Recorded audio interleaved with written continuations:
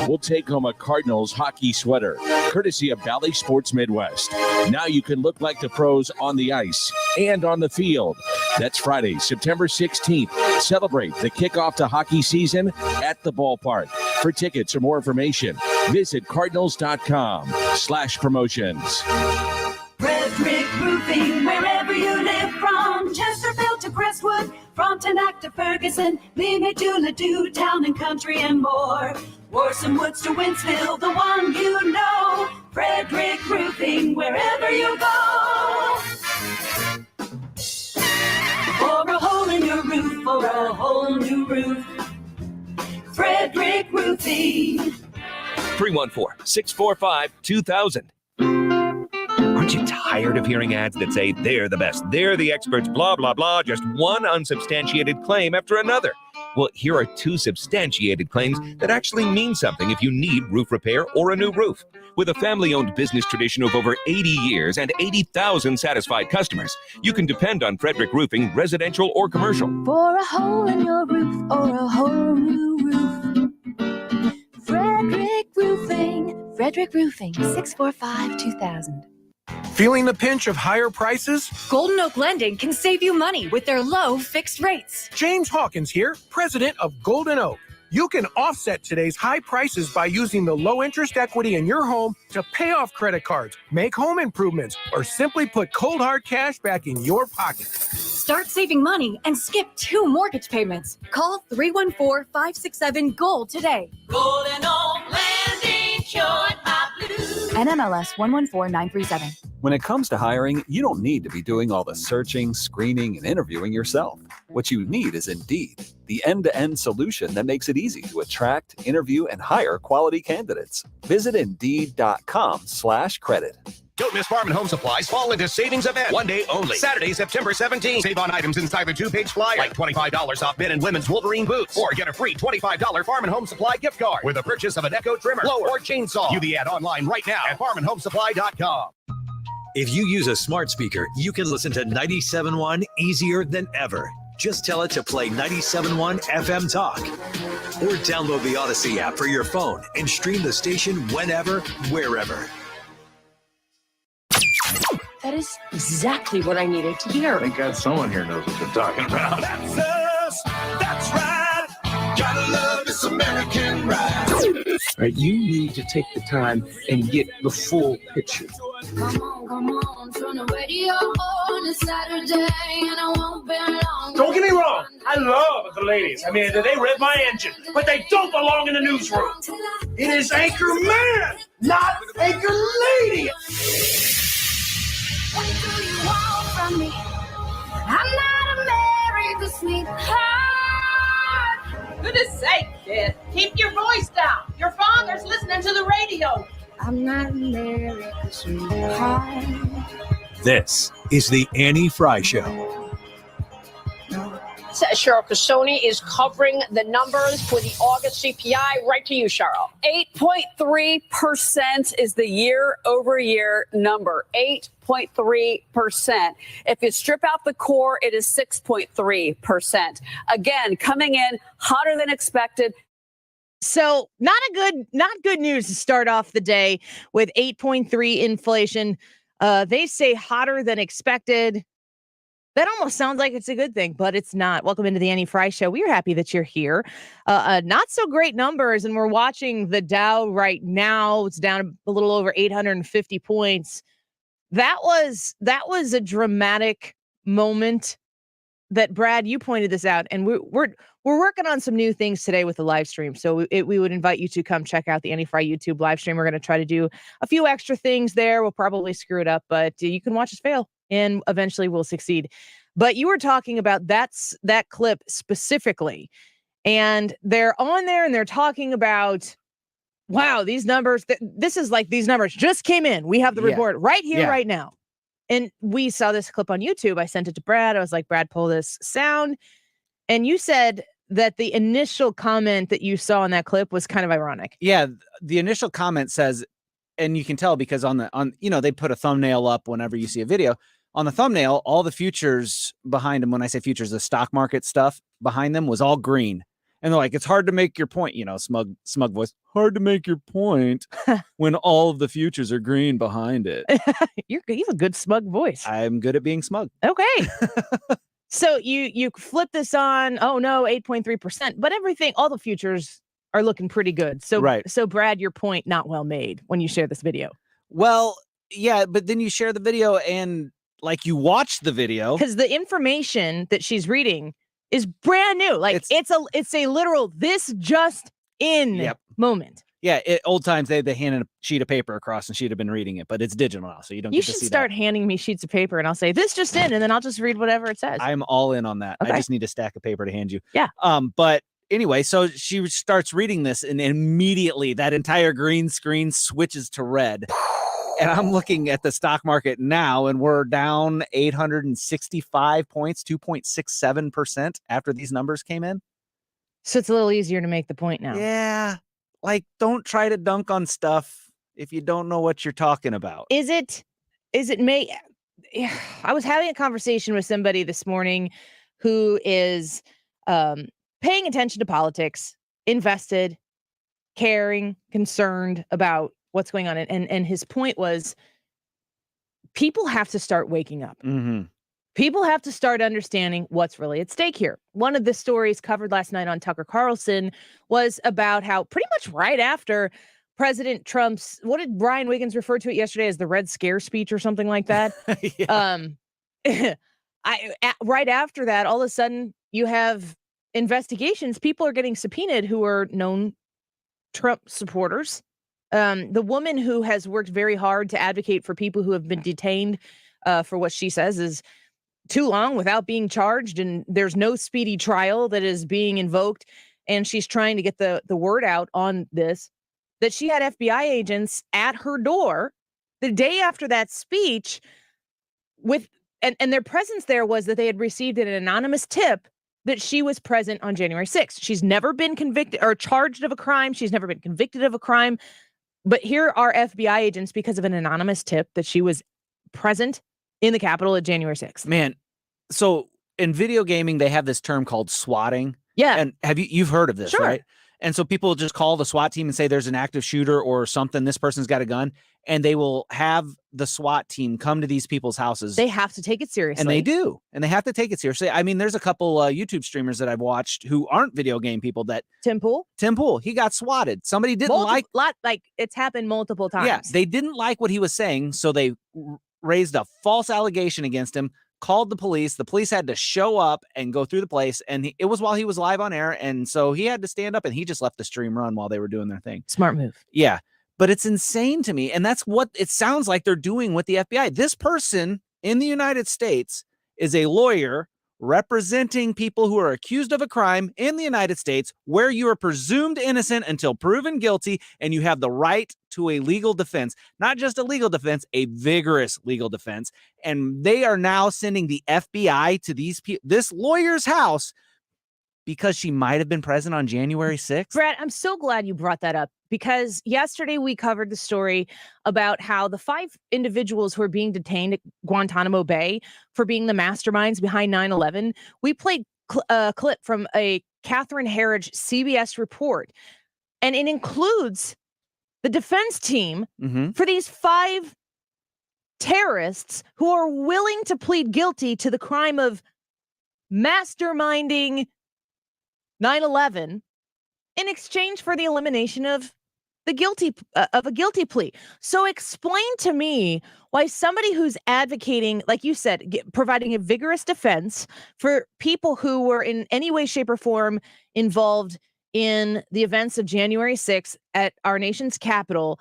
You have a defense team out there who has the FBI showing up for being present when she wasn't.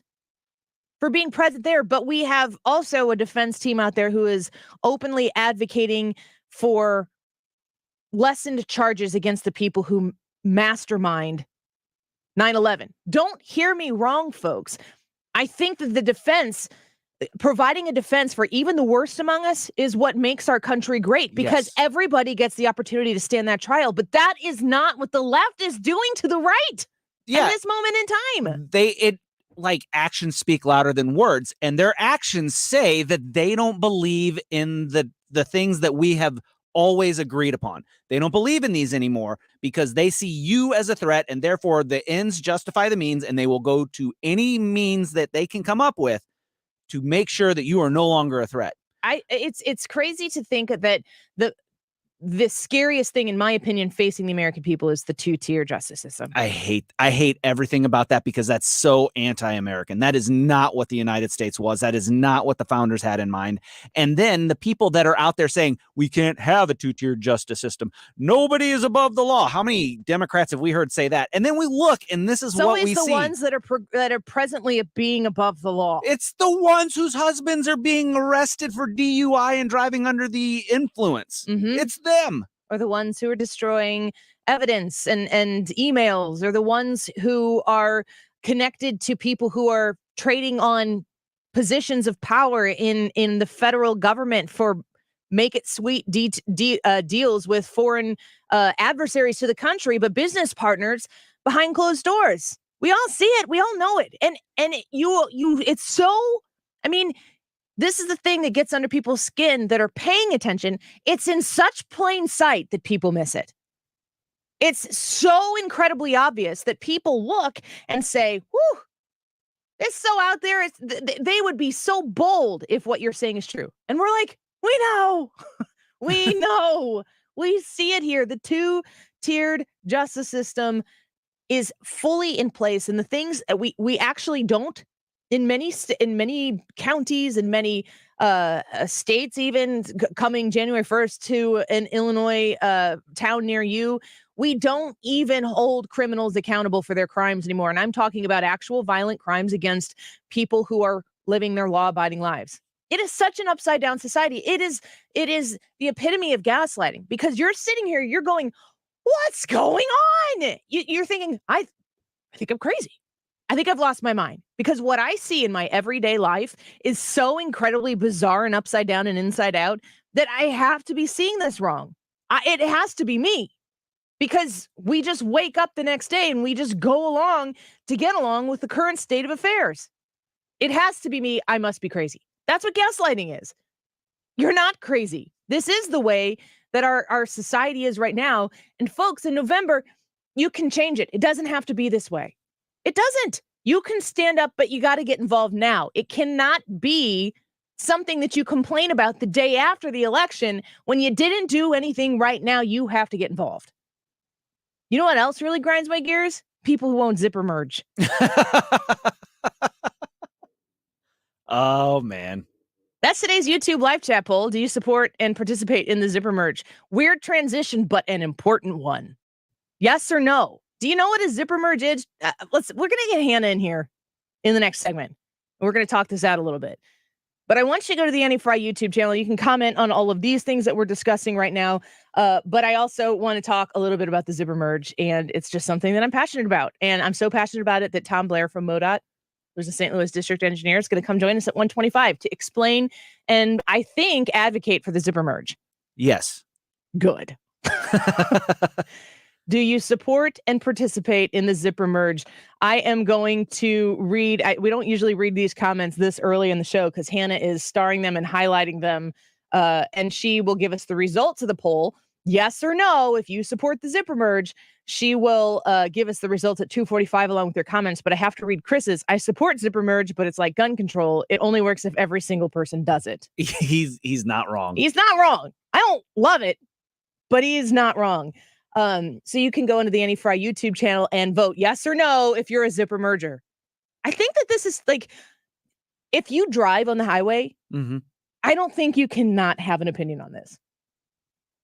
I think that you can, but you're one of the people that makes everybody annoyed.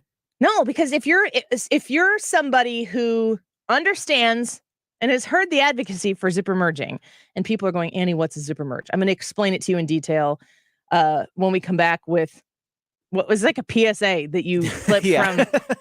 I don't even know who it's from here, but we're going to explain what zipper merging is. But if you're the person who is sitting in the line because it says everybody, the right lane closed, everybody get in the left lane. If you're the person sitting a mile and a half back in bumper to bumper traffic and people are blazing by you on the right and it says lane closed in a mile and a half and people are driving past you, both of those people have opinions about the other one, for sure. I do, in a big, big way. So we'll talk about the zipper merge when we come back, and we'll get to the rest of the headlines, the news of the day. Go to the Annie Frey YouTube channel and vote. Do you support and participate in the zipper merge, yes or no? And your advocacy for your position in the comments on the YouTube Live, Facebook Live as well. It comes and goes. Facebook is what it is. That's why we pretty much focus on YouTube for the most part, and more on the two-tier justice system. How do you feel about it? Do you see it? And what do we do about the people who aren't keyed in yet, aren't focused on what's going on out there? And you want to say, hey, pay attention. This stuff matters. What's going to wake them up? We'll talk about that when we come back. Don't go away.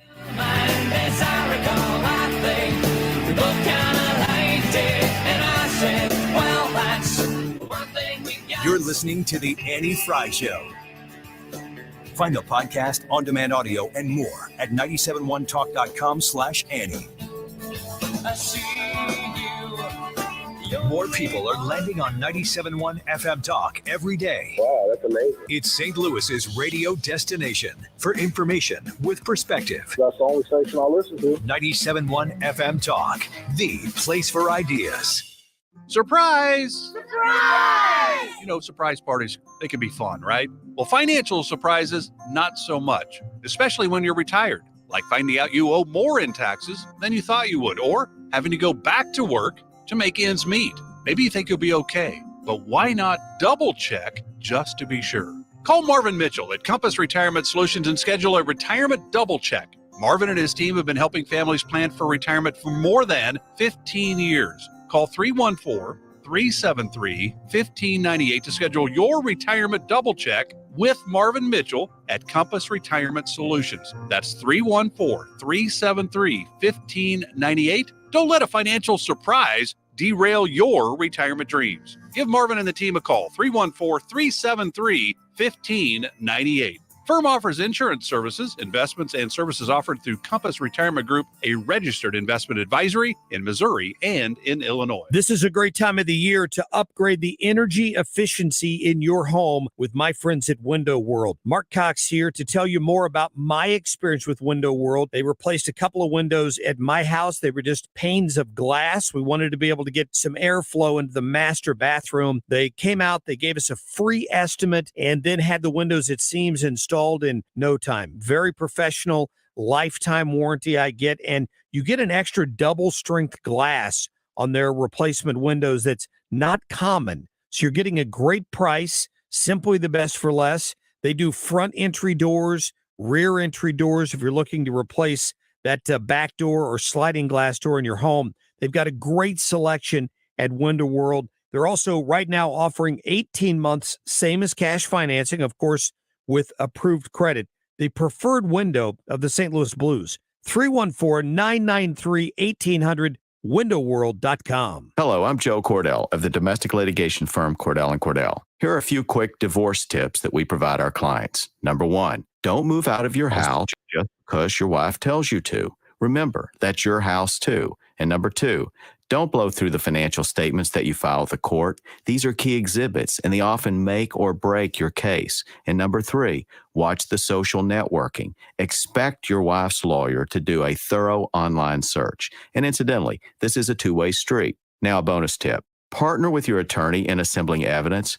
You're one of the two leading experts on your life and marriage. Your attorney needs your input to achieve your goals. And finally, talk to your attorney before taking action. Good luck. Schedule an appointment with one of Cordell & Cordell's St. Louis area attorneys. 600 Kelwood Parkway, Suite 310, Town & Country, Missouri, 63017. Online at CordellCordell.com. The choice of a lawyer is an important decision and should not be based solely upon advertisements. If you own a business, this has been a bumpy ride. From pandemic to inflation, I'm sure you could use a break. If your business has 5 or more employees and survived COVID, you may be eligible to receive a payroll tax refund of up to $26,000 per employee. The challenge just getting your hands on it. Hi, I'm Howard Mackler, and that's why I founded GetRefunds.com to cut through the red tape and get you the money. The team of tax attorneys we have put together are highly trained in this little-known payroll tax refund program. We do all the work, charge not a dime up front, and simply share a percentage of the cash that we get for you. Businesses of all types can qualify, including those that took PPP,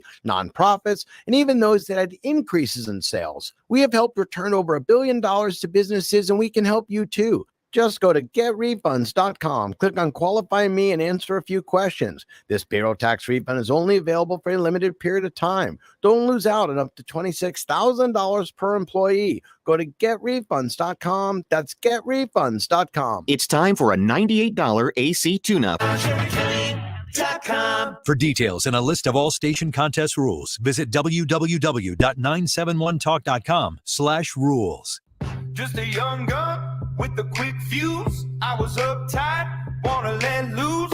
I was dreaming of bigger things and wanna leave my old life behind. Not a yes sir, not a follower. Fit the box, fit the mold, have a seat in the foyer. Take a number. I was lightning before the thunder. The Annie Frey Show is streaming online. Watch us live on YouTube and subscribe.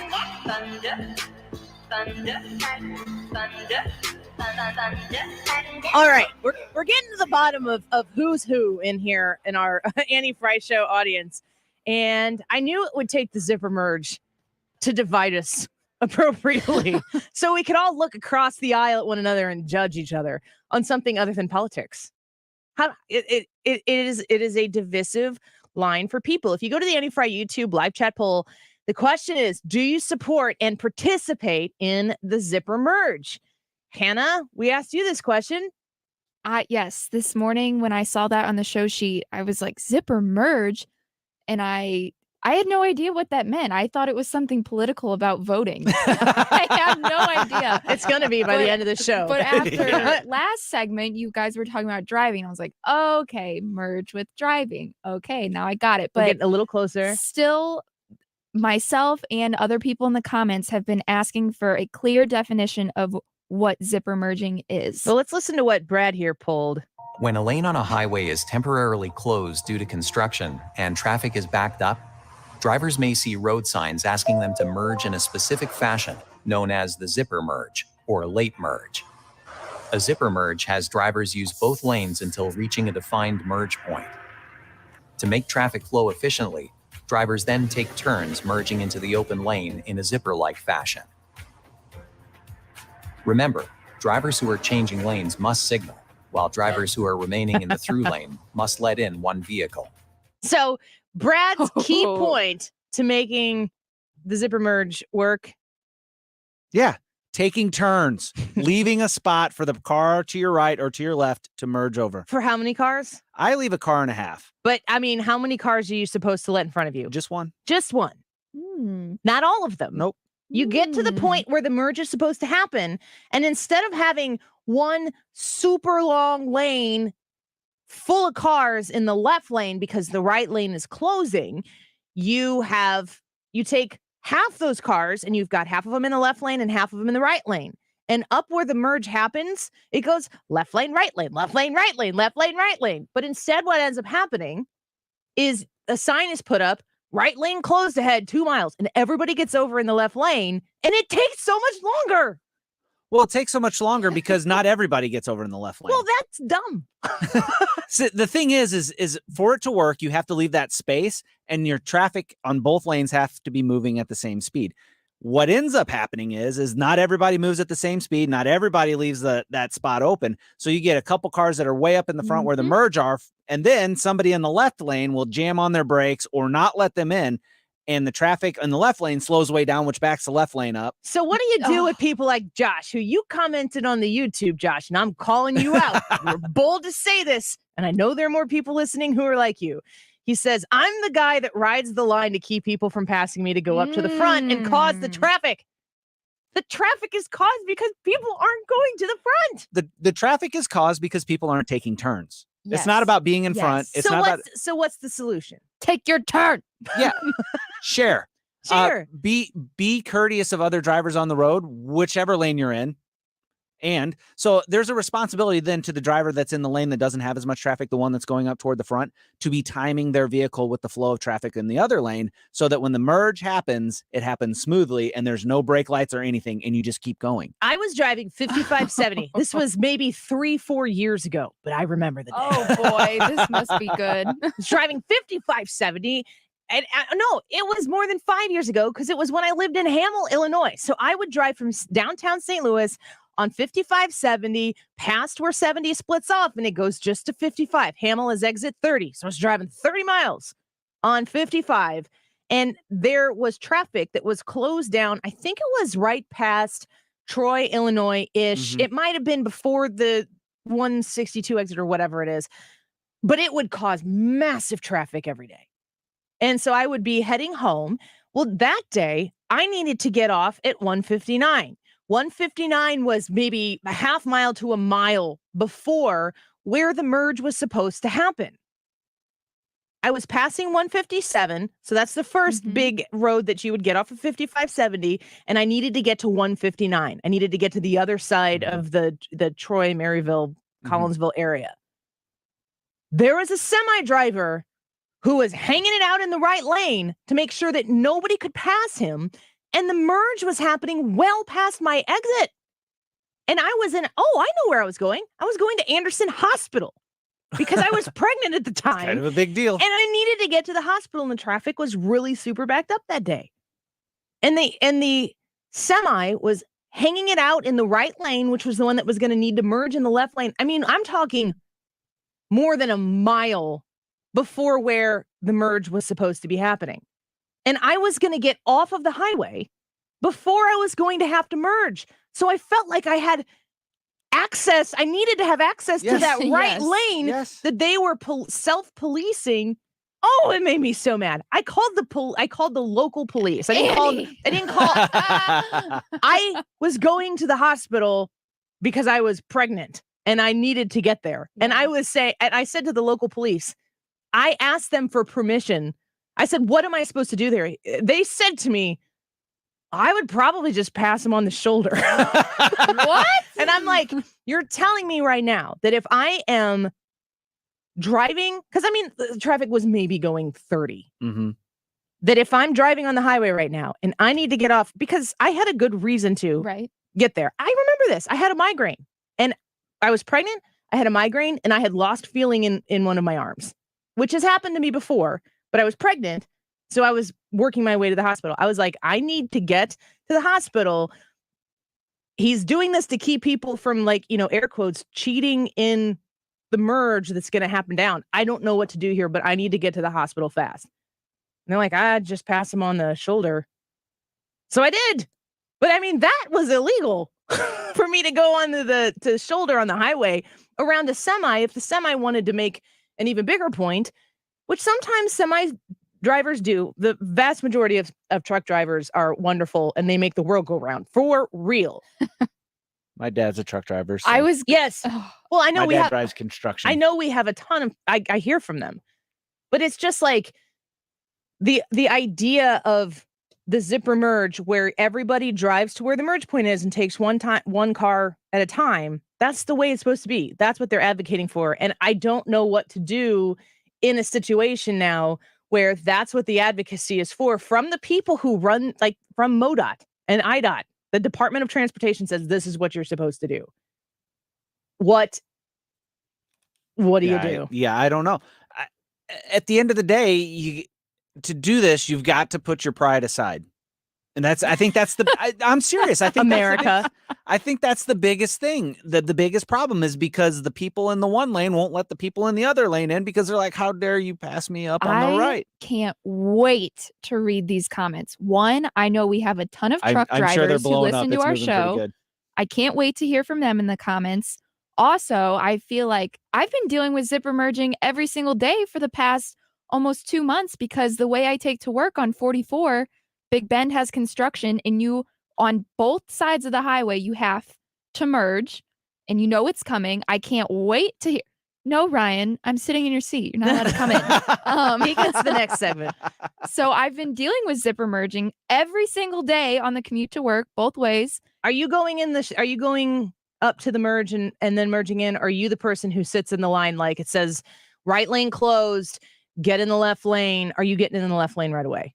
No, I ride all the way up, but I have a lot of comments. Should I save them? You could save some of them. Okay. You're a zipper merger. I am a zipper merger. And I feel really bad for the truck drivers, though, because everybody only goes in front of the trucks. They don't merge in with the normal cars. They only go in front of the trucks. And That's why they leave so much space. So then they the trucks have to go slower. And so then that's when traffic gets caused because the trucks have to be constantly braking for the cars to go through. And we need a better system. We need everybody to participate in the same system. Let's all agree right here on the Annie Frey Show. At 1:25, Tom Blair from MODOT is going to come on and talk to us about the zipper merge. All right. We're going to really promote this because I feel really strongly about it. We're going to change the world. But there are a lot of people who don't like the zipper merge. And I hope you continue. Who doesn't like that? Well, please comment. You know what? If our ratings plummet after this month, I'm going to be able to pinpoint it to this. It'll be this moment. I heard Annie was a zipper merger and I couldn't listen People to are really passionate about merging. My mom is texting me some stuff right now. I'll save those for later. Expletives. Here's the thing. If you're not passionate about the zipper merge, like if you think you should get in the whatever the lane is as soon as possible, do it. Great. Go for it. Don't get mad at the people who aren't doing that because they're going to zipper merge and leave them space so that they can get in and traffic will flow better. It'll make both sides go faster if you just leave a little space and leave some room for people to get in and you time out your merge. We're just trying to help the public here. See, Amy says, I support it for sure, but if you wait till the last minute to zipper in, you're going to be in for a long wait, buddy. You saw that sign 2 miles ago. That's kind of both of it. That's a little bit of both. That's kind of, you don't zipper merge 2 miles back. That's the opposite of zipper I've got merge. a solution for that person. Don't drive. No. My solution is if there's not a lot of traffic in that lane that is supposed to merge over, move up, keep going. But as you get closer to that merge point, time your speed so that you can just merge in smoothly with the traffic that's moving on the left. Time it out. That's your responsibility to start moving the same speed as the traffic that you are merging with. You're giving some really good solutions here. I have a lot of time to sit and think about it while I'm in traffic. G-Web says, I know the MODOT guy is going to say wait to merge until the very end. In all caps, he is wrong. And I can show him examples. I'm telling you what, everybody is an expert on this. I love how passionate people are. I know. Yes, everybody really has a strong opinion on this, and I love that. This stems from me being in traffic yesterday and being really frustrated about it. And people are honking horns at people, and everyone's going, I'm doing this right. You're doing it wrong. Everybody, you're at peak hatred for people you've never met before and will never meet again. And it all happens in a matter of moments. And then you go on with your day. And it's like, I felt so many things in those 5 minutes. Can I read the DM that you sent me on air? I don't know. Get ready for the drop button. I don't remember what I said. So I'm still scrolling back. If you don't remember, it must really be. It wasn't bad, but it's voice to text. So if it's muddled up, fix it. Just kind of, okay, here it is. It says 100% serious about this request. I was like, oh. and then it went hard. Yeah. It said, can you get somebody from IDOT or MODOT or wherever or whatever entity is pushing it that will talk about the value and importance of the zipper merge? I was like, that's a message we that have off the wall. A guest that only comes from somebody in traffic. Yes. A guest booked and a whole YouTube poll question about this. You are passionate. I am. And I'm prepared to lose. I'm a hard yes. If I could rig the vote, I would, but I can't. I'm a hard yes supporter and advocate of the zipper merge, but I want to hear your reasons. If you're against it, you got to tell us. You got to let us know why. The way you vote is go to the Annie Frey YouTube live chat poll. So just go on to YouTube, type in Annie Frey, Frey. You can see that we're live right now. And you can always do that on your mobile phone, on the YouTube app. You can do it on your smart TV. Of course, you can do it on your computer, your desktop, your laptop. Go to YouTube, Annie Frey, Frey. And in the live chat of today's live video where you can watch this broadcast, you can vote in this poll. You can leave a comment. If you vote, this is another thing that I want to make sure people know. I can't see how you voted. So if you're voting in something anytime, there's no record that I'm keeping. I mean, I don't know what YouTube's keeping. China probably knows. But there's no record of how you vote in any of these polls. We don't see that unless you comment and you say, I'm a no on the poll and this is why. And we love those. And Hannah spends the entire show monitoring the comments, and she will feature some of them at the end of the show. I can't wait to read them today. Oh, they're good. Some of the ones that I've been watching just since you've been in here are just I'm going to be a amazing. busy bee. If we don't cover this poll at 2:45, that means it didn't go my way. Not true. I'm the one reading it. How did the poll and go? I am don't for want to zipper talk about it. merging. Yep. So. And Mark Reardon coming up for you right now, 15 minutes early. That's what we're going to do. So go vote in the live chat poll and let us know what you think. And we'll speak with Tom Blair from MODOT at 1:25. He's going to explain to us again what zipper merging is. And, I wanted some, because they're the ones who put this idea in my head. Mm-hmm. It was like years ago. There was like a big push to tell people, I think it was when there was a ton of traffic in St. Louis. And they're like, this is what you're supposed to be doing. And I saw that. I'm like, yes, that's what we've been missing. And years ago that was advocated for, and people still don't do it. And I feel incredibly judged when I try to participate in the zipper merge, and I'm one of 5. You just need a sign on the side of your car that says zipper merge. I Try am a it. zipper merger. Zipper merger coming through. I think it also makes a difference, my attitude towards it, because I'm always going from, like, I have to leave here and go pick up my kids from school, and I have to get them by 3:30 p.m. or they have to go to daycare and have to spend, like, I don't know, $25 on them being in daycare for 5 minutes or something. So I'm trying to get there on time. So it matters that we participate in the zipper merge for me. For the children. It's for the children. Absolutely. And it's what the authorities say. And I am all about doing what the authority says. Ask my dad. We'll be back in a minute with Wiggins America. We're going to talk a little bit about the SCOTUS leaker and why Ryan Wiggins doesn't think their identity should be revealed. He'll make his case for us when we come back. Don't go away. From the stage while you were clapping in the nosebleed. This is the Annie Frey Show. Interact with Annie on Facebook. The Annie Frey Show. Thunder, feel the thunder. Lightning and the thunder. Thunder, feel the thunder. Lightning and The Mark Cox Morning Show. The whole railroad shipping strike was kind of serious until a caller called in and told me that distilled spirits are shipped by rail. Weekday mornings 5 to 9. Stewie at Stewart's American Mortgage, 314-324-4440. That's 314-324-4440. You can call him, you can text him, and ask him how a bagel loan cash out refinance might help you. If you've got credit card debt piling up, those interest rates are sky high, and you can use the equity in your house to pay it off. And here's the thing, when you use the bagel loan, it doesn't cost you anything to go through that cash out refinance. He doesn't charge you any of those fees that generally make doing such a refinance punitive. If you do that now and rates go back down in a year or two, guess what? You can do another refinance and lower that rate and have gotten that high interest credit card debt paid off. Reach out to Stewie. Tell him what your situation is. And again, 314-324-4440. That's his personal cell phone number. So if you call him or text him right now, say, I heard Annie talking about the bagel loan. How can it help me? You'll be on the process. He can close super quick, like 2 weeks as well, to get your financial future improved. Reach out to him. You can Google the bagel loan, NMLS number 226715. Summertime is no time to run out of energy, guys, and Victory Men's Health can help. Mark Cox here. Book your appointment today at any of their 3 locations. They're now in Wing Haven in O'Fallon, Missouri. They're in Town and Country in the original location in O'Fallon, Illinois. Victory Men's Health has 400 plus 5-star Google reviews. There isn't another men's clinic in town that comes close to that kind of rating. Book your appointment today online at victorymenshealth.com. Springtime in St. Louis, and if you hate to paint, do what your neighbor, Mr. Rob Miller from Harvesttown Auto Body in St. Peters did. He called Rhino Shield. Rob, what was the thought process for going with Rhino Shield as a business owner? My family's business is over 10,000 square feet, and it did not have the curb appeal I wanted. Rob, tell everyone how the experience was with Rhino Shield from start to finish. The process that I liked was when you came out, you gave me all of these options that would fit my building. Our building was really faded. I don't want to have to paint my building again. 25 years is a long time to not have to worry about the outside maintenance of your building as far as paint. That's a no-brainer. That's why Rhino Shield worked for me. Are your neighbors jealous? I would be if I was them. Thanks, Rob. Now it's time to call 877-25-RHINO. 877-25-RHINO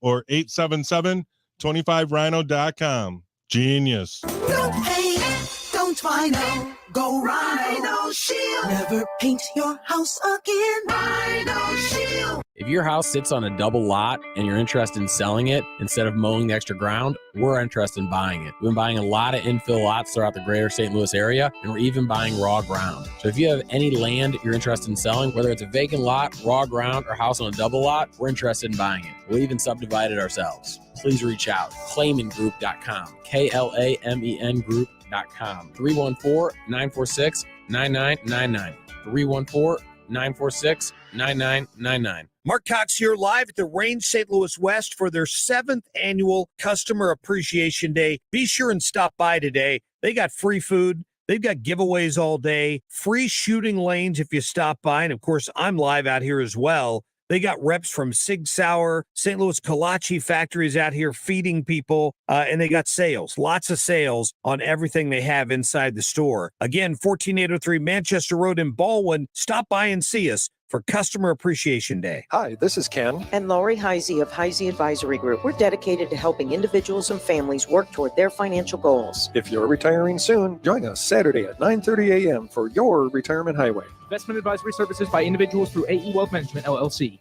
You're listening to the Annie Frey Show live from the Air Comfort Service Heating and Cooling Studio. Air Comfort Service is proud to support Greater St. Louis Honor Flight. Sign your veteran up for their honor flight today at gslhonorflight.org. And for heating services, visit aircomfortservice.com. Up to the minute traffic reports, so you don't have to keep looking at your phone. Dependable traffic on 97.1 FM Talk. Driven by Ambassador Midwest Floor Company, the best way to deal with in-home traffic. Experience more at Ambassador Midwest Floor.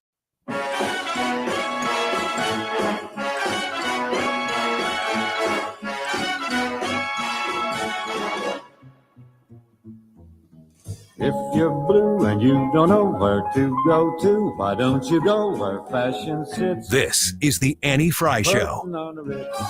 Follow Annie on Twitter at Annie Frey Show. To wear a day coat, pants with stripes, and cause a waistcoat perfect fits. Putting on a red. Welcome back to the Annie Frey Show. Hot debate going on the Annie Frey YouTube channel. You need to go vote in today's YouTube poll. Do you support and participate in the zipper merge? Yes or no? At 1:25, Tom Blair is going to join us. He's the MODOT St. Louis District Engineer. And he's going to talk to us about what the zipper merge is and why you should or should not do that. So if you want more information so that you can be not a low information voter and maybe you're still not convinced that the obvious answer is yes, then wait for 1:25 and listen to that interview. Otherwise, you can go vote right now. Leave us a comment and all of your heart's content feelings, let them out on the YouTube live chat. We are having a ball reading everybody being so judgy of everybody else. It's pretty funny. We have Wiggins America. Wiggins! Oh, Wiggins! All right, what do you got for us? All right. The Supreme Court leak that you may have seen at the end of last week. Justice Neil Gorsuch said that the investigation into the leaked Supreme Court draft opinion regarding Roe versus Wade is ongoing and that a report on the findings is forthcoming. So it's coming soon. He didn't say when, but he said it's coming soon.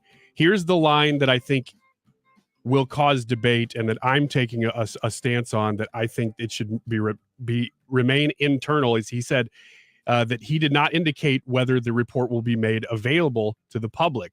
My argument is that it should not, because that was the whole purpose of the leak, was that it should have been internal to begin with. Therefore, so wait. Should continue to be internal. What are we talking about here? So we're talking about the leak that was made public, the draft of Roe versus Wade that was made public about 3 months before the actual decision was released. So the timeline is something like late January, early February. This was released. It was not supposed to be. So somebody within the ranks of the Supreme Court came forth and said, here is a draft that Alito wrote, and that never happens. So they betrayed the inner sanctums of the court by doing that.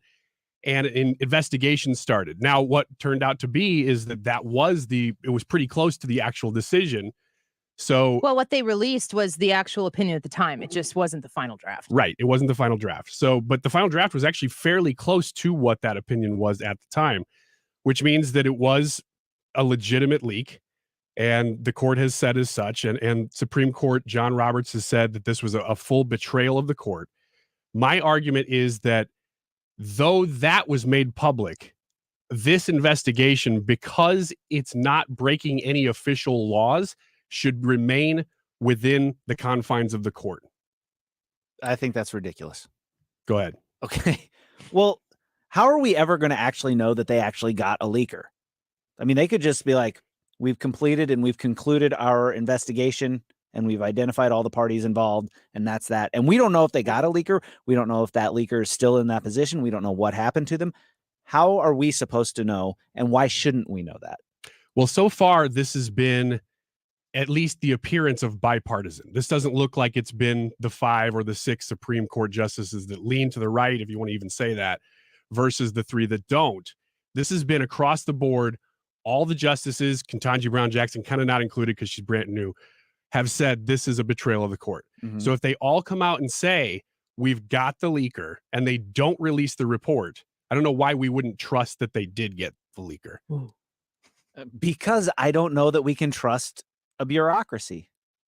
The Supreme Court justices themselves? I don't know that. It's not just the Supreme Court justices. The Supreme Court is the Supreme Court of the United States. Right.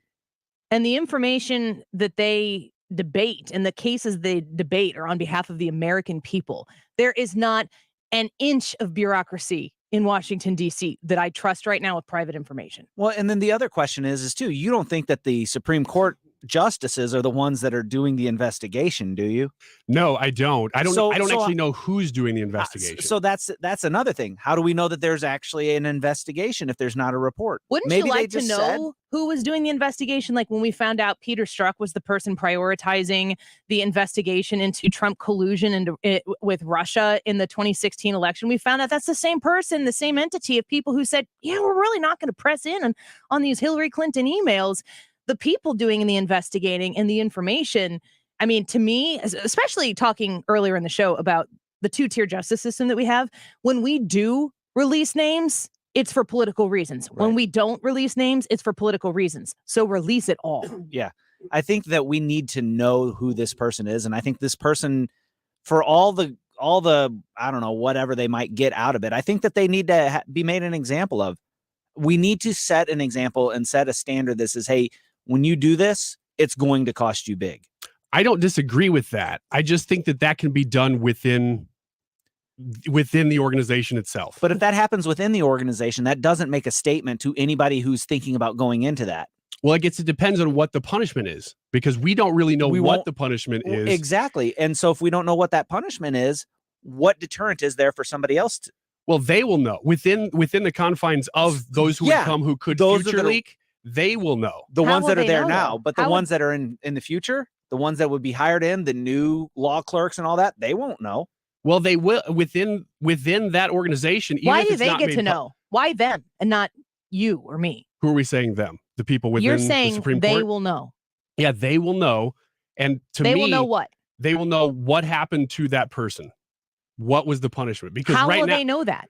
Because they will talk about it within their own organization. But what makes them special that they are privileged to know that and we aren't? That they're in it, we're not. Well, yeah.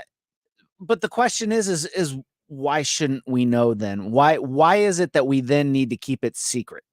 Because I think what's going to happen is if this person, and I don't know what their political affiliation is, because like I said, this seems to be bipartisan support for finding who it is. If they come out, if they're made public, they may be made into a hero for leaking and set a precedent for future leakers to do the same thing because, that person then got a book deal. That person's in the news. It almost could launch more of it in the future if we made a big deal about them and the left makes them into like a martyr. The only way that they get to be a martyr is if they are removed from the judicial system completely and they can never practice law again. And then they can go out and be a public figure. Now they're getting to be a public figure in a private way where they get to affect. I mean, think about what that leaker did to the integrity of the Supreme Court, to the private homes and residences of our Supreme Court justices, literally put their families in potential danger. To be able to do that and get away with leaking without being made an example of, people are making this person a martyr the way it is right now. Make their name famous, because anybody else who serves in the capacity of supporting and serving the Supreme Court of the United States needs to understand that if you choose to go down this path, if you think this person is a hero and you want to be a hero just like that, understand your career here is over. You can write books, you can go be a MSNBC contributor, you can speak at rallies, and if you can garner it, you can get $10,000 speaking fees wherever you go, but you will never practice law or be affiliated with the Supreme Court of the United States again, because that's what matters to the business of the people. I am interested in protecting the Constitution and the rights of the American people. I am way more concerned with that than I am in losing some potential political argument or fight down the road where, oh, this leaker, now look at how much they laud him. I don't give a crap how much the left lauds him or her or whomever this person is. If their name is to be public, I want to make sure that anybody who graces the walls and the halls of the Supreme Court in the future knows that if you go down this path, your career in law is over. And you cannot do that unless this person's name is made very public. I worry too about, like, if you are a law firm, this person gets removed, you don't know what they were removed for, and you're a law firm and you're trying to hire a new person to come in, be a new lawyer or whatever. You don't know the personal values of that person. That person was willing to violate some of the most sacred rules for their own personal gain. If they did it at the Supreme Court level, they're going to do it in your law firm. And I think as a potential employer of that person who gets removed, you have a right to know what they did so that you can make your fully informed decision on hiring. I guess it'll all depend on how they choose to punish it, because we don't know the answer to that question. So when they decide, if they even decide to tell us, but isn't we'll that know. even more reason to know that this person has been punished? And you can't punish that person without making their name public. And the people who are in the institution who need to know that this is what happens to you. I mean, if the person gets canned, they're going to know who it is. Why should they be privileged to that information? I say, put the name in lights. But I guess we disagree on that. Let's take a quick break. When we come back, Mike Howell, Senior Advisor for Government Relations at the Heritage Foundation, is going to talk to us about all those migrants being bused to Chicago, and Tom Blair on Zipper Merge at 125. If you own a house in St. Louis and you want to sell it as is without any inspections or need to make any repairs, call Chris Buys Homes St. Louis at 314-782-8000 or at chrisbuyshomesaintlouis.com and get your cash offer without any obligation, commissions, banks, or headaches. Chris buys vacant houses, inherited houses, fixer-uppers, beautiful houses, even the tenant won't pay their rent apartment. Google Chris Buys Homes in St. Louis. That's Chris Buys Homes in St. Louis. And check out the best reviews from satisfied customers. When you sell to Chris, you decide when you want to move, according to your schedule and your terms. Go to chrisbuyshomesinstlouis.com. Google Chris Buys Homes in St. Louis or call 314-782-8000. That's 314-782-8000. And get the offer you have been waiting for. Chris Buys Homes in stlouis.com. Chris Buys Homes in stlouis.com or call 314-782-8000.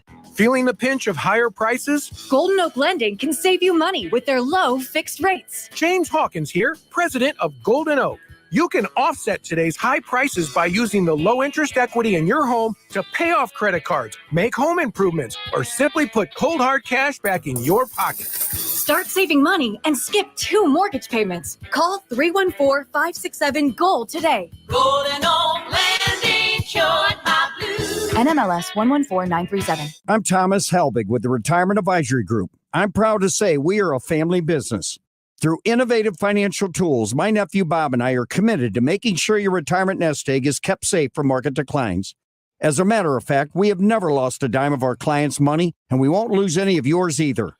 Hi, I'm Bob Kershaw, and the secret is in linking safely to the market without putting your principal at risk. As we look ahead at the likelihood of increasing volatility in the market, it's important that you protect your nest egg from market losses as that's the engine that drives your retirement income. Our family would like to help your family retire comfortably and keep your retirement safe and secure.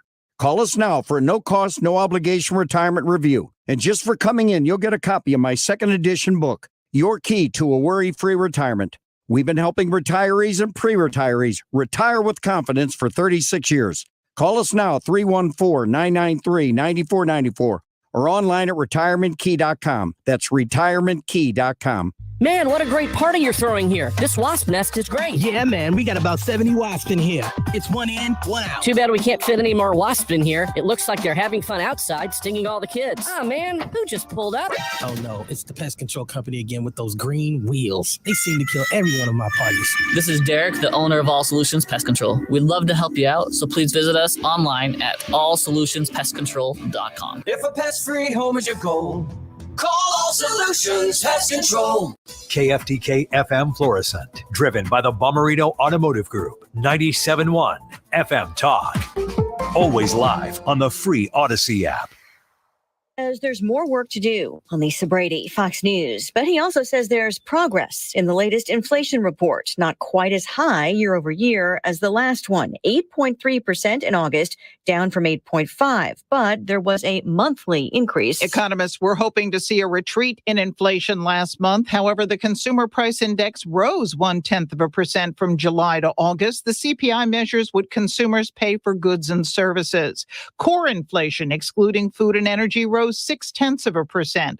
For the year ending in August, the core CPI was up 6.3%. Fox's Jenny Cosola. President Biden set to hold an event celebrating the Inflation Reduction Act, while Republicans argue more government spending will hurt, not help. Stocks are plummeting over stubborn inflation ahead of the Fed's next rate hike decision coming next week.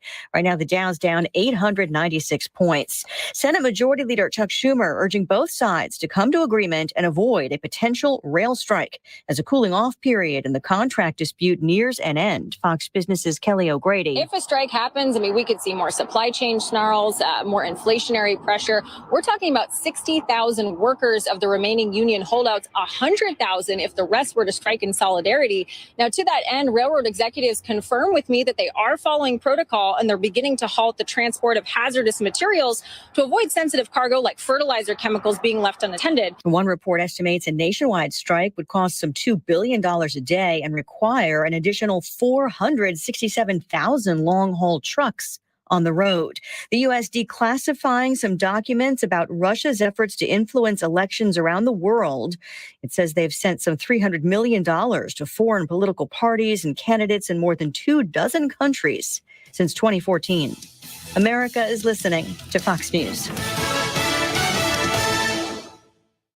Miss, missed you this morning. Kim told me you weren't feeling well, so I'm just doing a self-care check. Oh, thank you, friend. How you doing? Girl, listen, my energy was so low because I didn't eat breakfast when I got up, so I had to miss virtual yoga with y'all. Trust me, I understand. But I'm doing much better now that I've eaten, so I'm back on track. Great. In that case, let's get some steps in tonight. I'll come over and we can walk around the lake. Sounds good. Appreciate you being in my business, too. Now, let me get in yours. Did you check your blood pressure today? I did that and my squats, okay? Okay. High blood pressure is not going to be my friend if I can help it. See you at 6? Let's get it. See you then. Now more than ever, it's important that we protect our hearts and the hearts of those we love. Check in on one another and be a part of a healthy blood pressure movement. Rally your squad to take the online pledge at releasethepressure.org. Brought to you by the Release the Pressure Coalition and the Ad Council. Air Comfort Service Heating and Cooling weather with Chief Meteorologist Dave Murray. Temperatures in the 70s to near 80 degrees this afternoon. Sunshine in control. Great humidity levels tonight. Clear and nice. 57. Wednesday and Thursday, sunny. It's a little bit warmer each afternoon. The mornings are great. 85 for the high each day. Mid to upper 80s and sunny Friday, Saturday, and again on Sunday. This is 97.1 FM Talk Chief Meteorologist Dave Murray. This Thursday, 97.1 FM Talk is bringing you football. The Kansas City Chiefs are on 97.1 FM Talk. This Thursday only. Game time is 7:15. Coverage starts at 7. Patrick Mahomes and the Chiefs take on the LA Chargers. Listen live this Thursday evening with kickoff at 7:15. 97.1 FM Talk, right here, right now. Did you know the Missouri State Treasurer's Office holds over $1 billion of unclaimed property? That's billion with a B. Things like utility deposits or uncashed checks and other money you didn't know was missing. This is Missouri State Treasurer Scott Fitzpatrick. My office wants to return this money to rightful owners, and the average claim is $300. Search your name online 24/7 at showmemoney.com. Claiming your money is always free, so search today at showmemoney.com. Make sure your home's heating and cooling system is in shape for the season with a community-trusted service from Scott Lee Heating. Get exclusive savings on a new Linux system. Call 314-756-9444 today or at scottleeheating.com. Conditions apply. See dealer for details.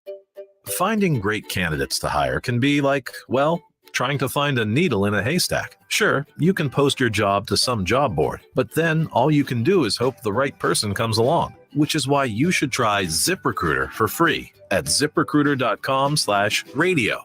ZipRecruiter doesn't depend on candidates finding you. It finds them for you. Its powerful technology identifies people with the right experience and actively invites them to apply to your job. You get qualified candidates fast. So while other companies might deliver a lot of hay, ZipRecruiter finds you what you're looking for. The needle in the haystack.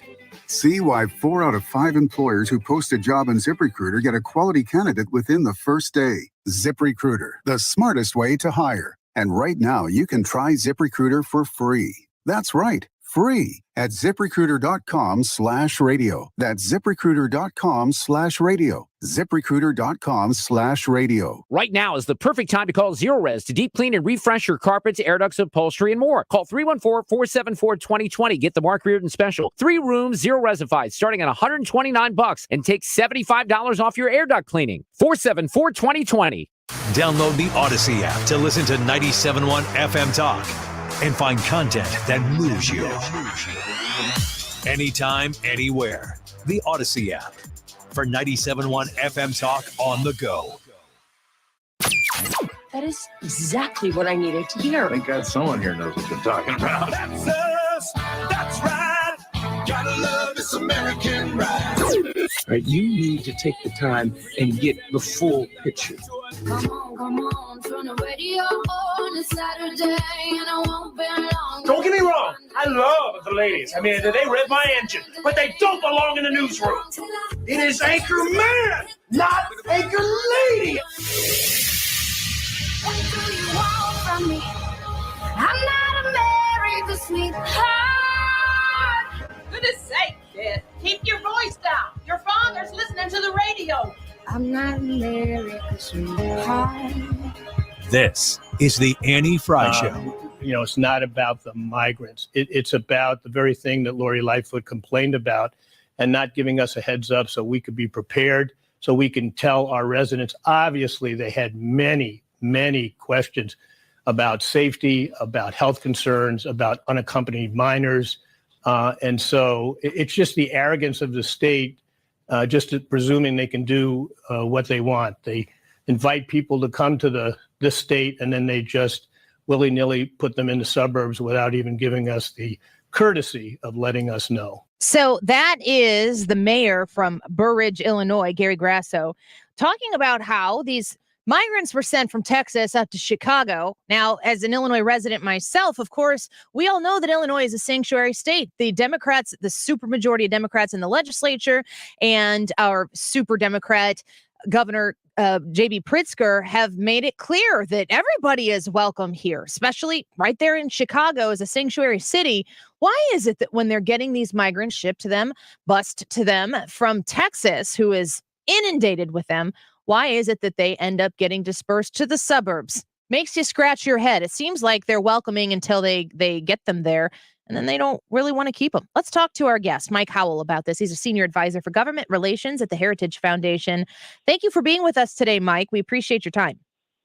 Hey, thanks for having me. Let me give you the opportunity to talk about Governor Abbott's decision to bus these migrants across the country, the latest marquee city being Chicago, Illinois. Well, I think the point I'd like to make here is the buses are going the wrong way. They should really be going back to where the migrants illegally immigrated from. But the silver lining here is, even though these people are still being put into the country further where they're likely to stay forever, at least the liberal mayors and these, Democrat-run states and cities are getting a taste of the medicine they've, their own medicine and what they've made the southern, Texas border states deal with for decades and decades. They're realizing what many people in a lot of circles have been saying for a long time, and that's illegal immigration is a bad thing. It's bad for everyone. It is bad for the receiving location. It is bad for the people who are tricked into this journey by coyotes and cartels and abused and smuggled and extorted along the way. It is a terrible system. It is bad for this country. And now that it's showing up on the doorstep of these communities who have to deal with it, they're finally realizing that, hey, this thing we virtue signaled on for so many years, we may have some new thoughts on that now. So that's the silver lining with what's going on now. It seems to me like I'm looking at a report here from Bill Malugin, who's a Fox News reporter who's done great coverage of what is actually taking place on the southern border. And you got people scaling the walls. You have people, the wall that was built by Donald Trump, they're throwing ropes over it. They're lowering themselves into our country. They run into the country. They're considered gotaways. We're not even tracking these people in our system. And Kamala Harris, who was tasked with being in charge of our southern border, is MIA. What is this administration doing right now to address the obvious problem taking place on our southern border? Well, they're not addressing it all. This crisis is completely on purpose. This is a man-made crisis. When the Biden administration took, power, the first things they did were undo all the Trump administration policies that led to the most secure border in history. And so there's a few reasons that the Biden administration did that. One is they absolutely hate Donald Trump, and they have spent years claiming he was doing everything wrong, and so therefore you got to undo everything he did, even if it was positive. The second is there is a strong ideological and financial pressures on these leftist leaders to open the borders.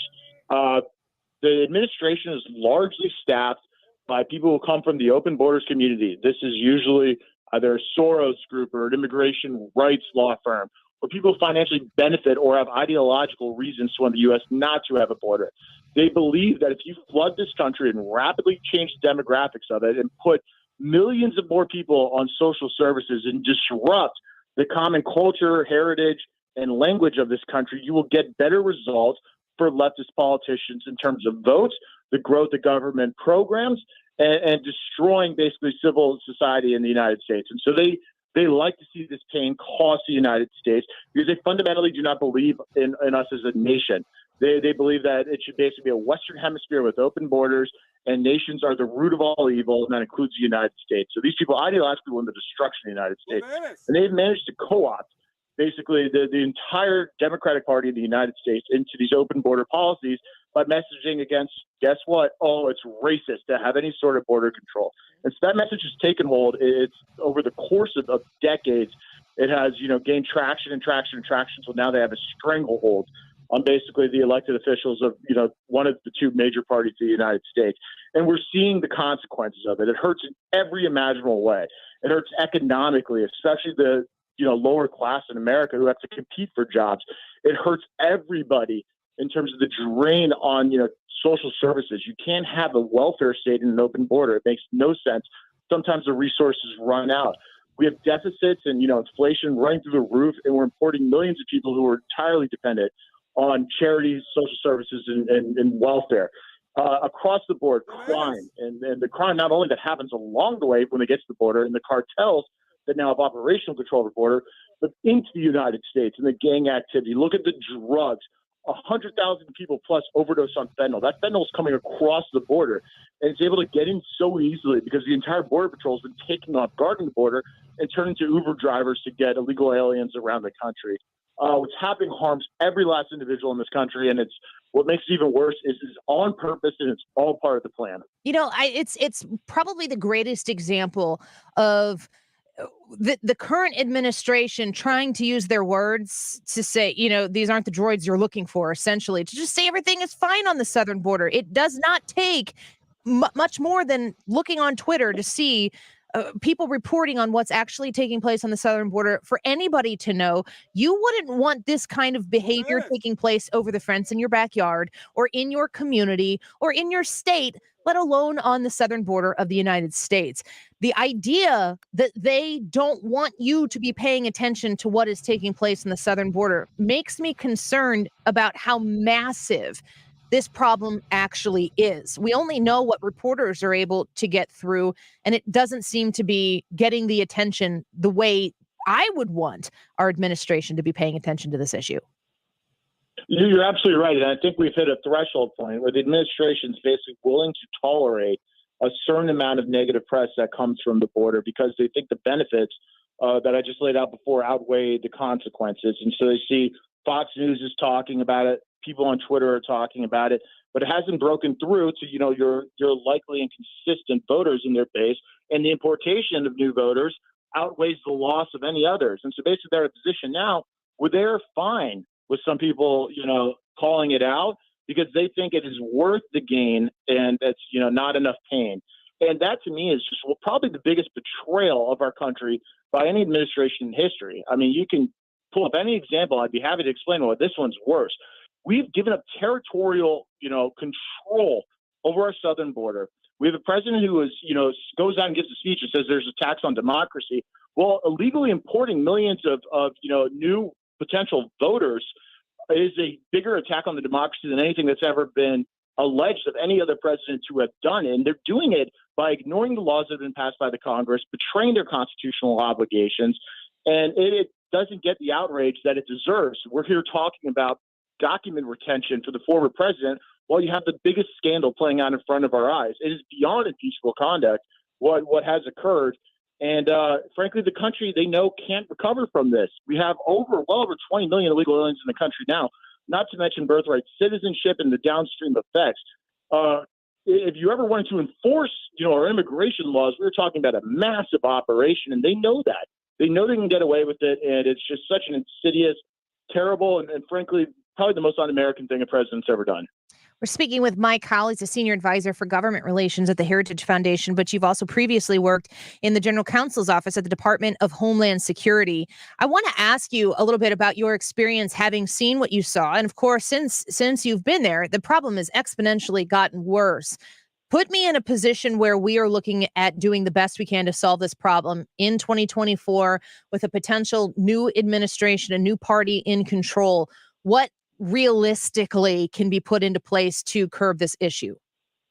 Right. So starting day one, you have to reinstate some of the common sense policies that Trump had in place. Building the border wall, making people wait in Mexico while their claims were being held, and making sure that an illegal alien who travels through another country has to file their asylum claim there and not in the U.S. You file your asylum claim in the first safe country. And then Congress needs to pass a host of laws, and we've laid this out at the Heritage Foundation along with all of the other border hawks and groups out there, close the loopholes, make it very difficult for fraudulent asylum claims to get any, attention in the system. Only a very small amount of people qualify for asylum, and they're the only ones who should be getting it. Additionally, you need to really ramp up interior removal. I'm talking about removing lots of illegal aliens. And then in addition to that, you need to make it very difficult for the remaining illegal aliens who are not being removed for them to work or get any sort of benefits from the U.S. government. So there's not a magnet for people to come here in the first place. People come to the United States because there's a huge welfare state and you can get a lot of employment opportunities. And so long as you take those things away, people will stop coming. And you know what that does? It benefits the home countries of these folks because these countries are never going to get better if their hardest workers and the most entrepreneurial folks are leaving to come here. It does Guatemala no good to lose significant portions of their population every single year to come to the U.S. only to send portions of that money back to Guatemala. No, we need to build up industries in those countries with their own workers.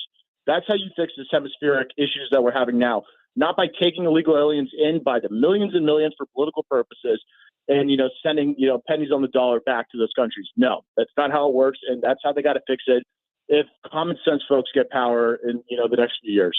Mike Howell, last question for you, because that's going to have to be a political sell in an election year. What are you going to do? Everyone's going to be asking the question, how do you handle the situation at the border?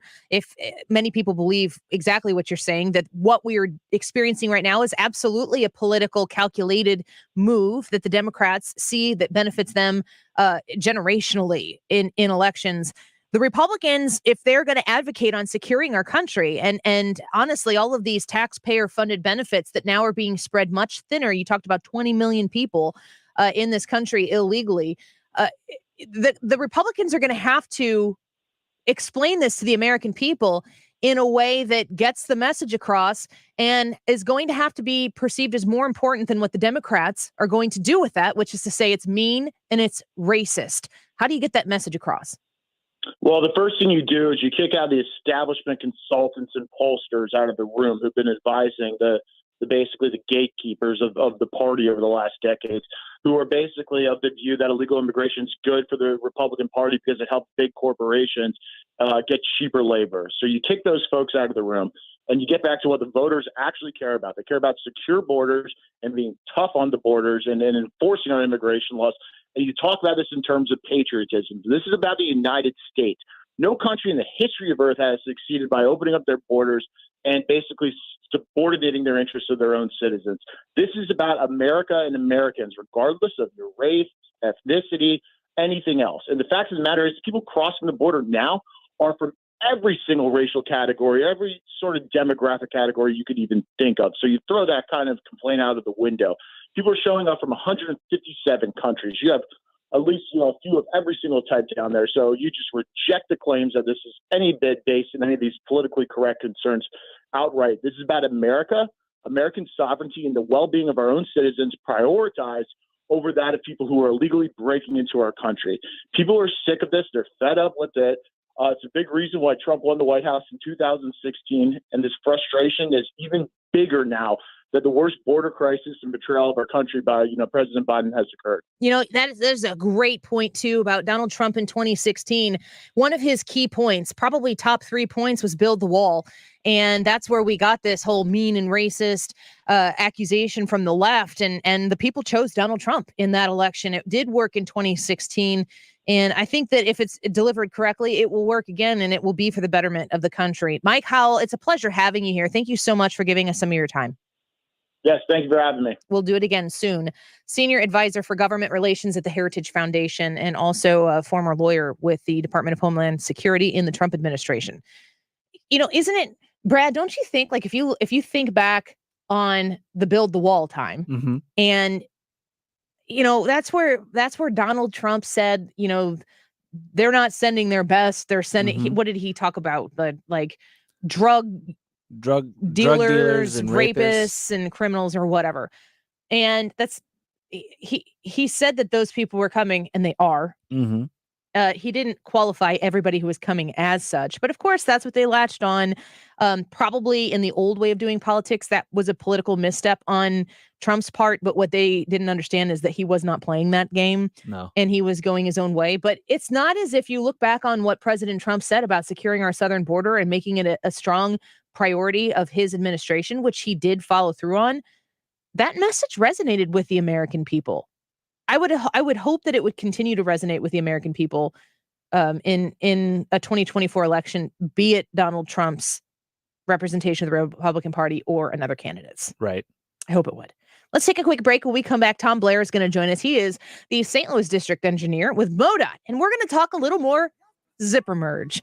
Do you support and participate in the zipper merge? Yes or no? That's today's YouTube live chat poll, and y'all got feelings about this, and so do I. And some of you are wrong, but some of you aren't. And I love reading all of your comments on this. So keep them coming. Hannah's starring them. And we'll get to as many as we can throughout the rest of the show. We'll continue to highlight them and get to the bottom of the zipper merge. What is the zipper merge? If you're unfamiliar with it, or if you want to hear it from an expert, do not go anywhere. We're going to have a quick conversation with Tom Blair and MODOT when we come back. Don't go away.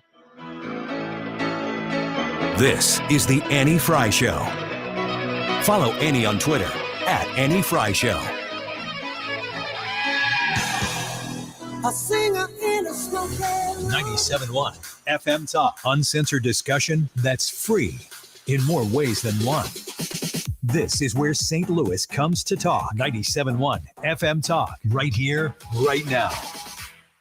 Stop everything you're doing right now and ask yourself, are you currently receiving steady paychecks? What about when you're retired? Will you receive a monthly check to cover your expenses and also have some fun? Marvin Mitchell and the team at Compass Retirement Solutions calls this mailbox money. It's a monthly check you'll receive throughout retirement. They don't want you to worry about if the money will show up or how much money you'll receive. The only thing they want you to think about is how to spend it when it arrives. Find out how to get enough money in your mailbox every month when you're retired. Call Marvin Mitchell and the Compass Retirement Solutions team at 314-373-1598 to start working on a plan that can help you create the monthly income you'll need in retirement. Call 314-373-1598 right now and schedule a visit with Compass Retirement Solutions. 314-373-1598. Firm offers insurance services, investments, and services offered through Compass Retirement Group, a registered investment advisory in Missouri and Illinois. I'm back to doing what I love and more, thanks to the Good Feet Store.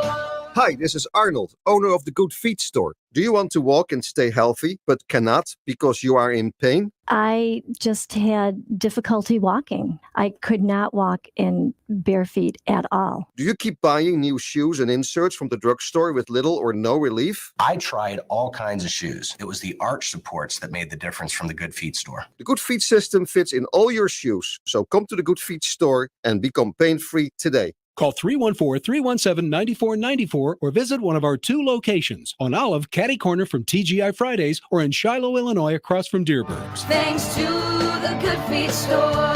Individual results may vary. Consult your physician for medical conditions. Visit the website goodfeetstlewis.com. Come in and try the Good Feet feeling today. Comfort, energy, performance, and pain relief at the Good Feet Store. Discovering the perfect paint for your home has never been easier with Zinsser Smart Coat from Menards. Plan smart with interactive tools at smartcoat.com. Buy smart in-store or online. And paint smart with an advanced paint and primer in one. Right now, get a gallon of interior flat paint for only $26.68 after 11% off. Good through September 18th. Savings are mail-in rebate. Some exclusions apply. See store for details. Save big money at Menards. Nobody wants to miss the important things in life, and if it's because of bad vision, you don't have to. Mark Cox here from my friends at Brenton Vision. They can help you out. That's why I want you to take 2 minutes today to call my friends at Brenton at 314-375-2020 or go online to BrentonVision.com. Your eyes are as unique as your fingerprint. Since Brenton Vision is the only place in Missouri offering all 7 forms of modern vision correction, they can create a customized treatment plan just for your vision. They helped my wife out. She chose the lens replacement therapy and now sees better than ever, and she loves it. You can have that same experience with Brenton Vision. They accept flex plans and medical spending plans as well at Brenton. So don't let that money expire or go to waste. See your best. Do what we did. Call Brenton Vision at 314-375-2020 or schedule online right now at BrentonVision.com. At 420ID.com, we make it easy to get your Missouri medical marijuana card. Dispensaries are open and inventory is in, so why wait? 420ID is the only company that provides you with a real plastic ID card and have served over 19,000 happy Missouri patients. Open late every day until 9 p.m. If we can't approve you, you pay nothing at 420ID.com. Today is the day to sign up for your Missouri medical marijuana card at 420ID.com. Use promo code RADIO and save $30 today. That's 420ID.com. It's time for a $98 AC tune-up. I know you want to say it. This is the rhythm of the night. The Annie Frey Show is streaming online. Watch us live on YouTube and subscribe. This is the rhythm of the night.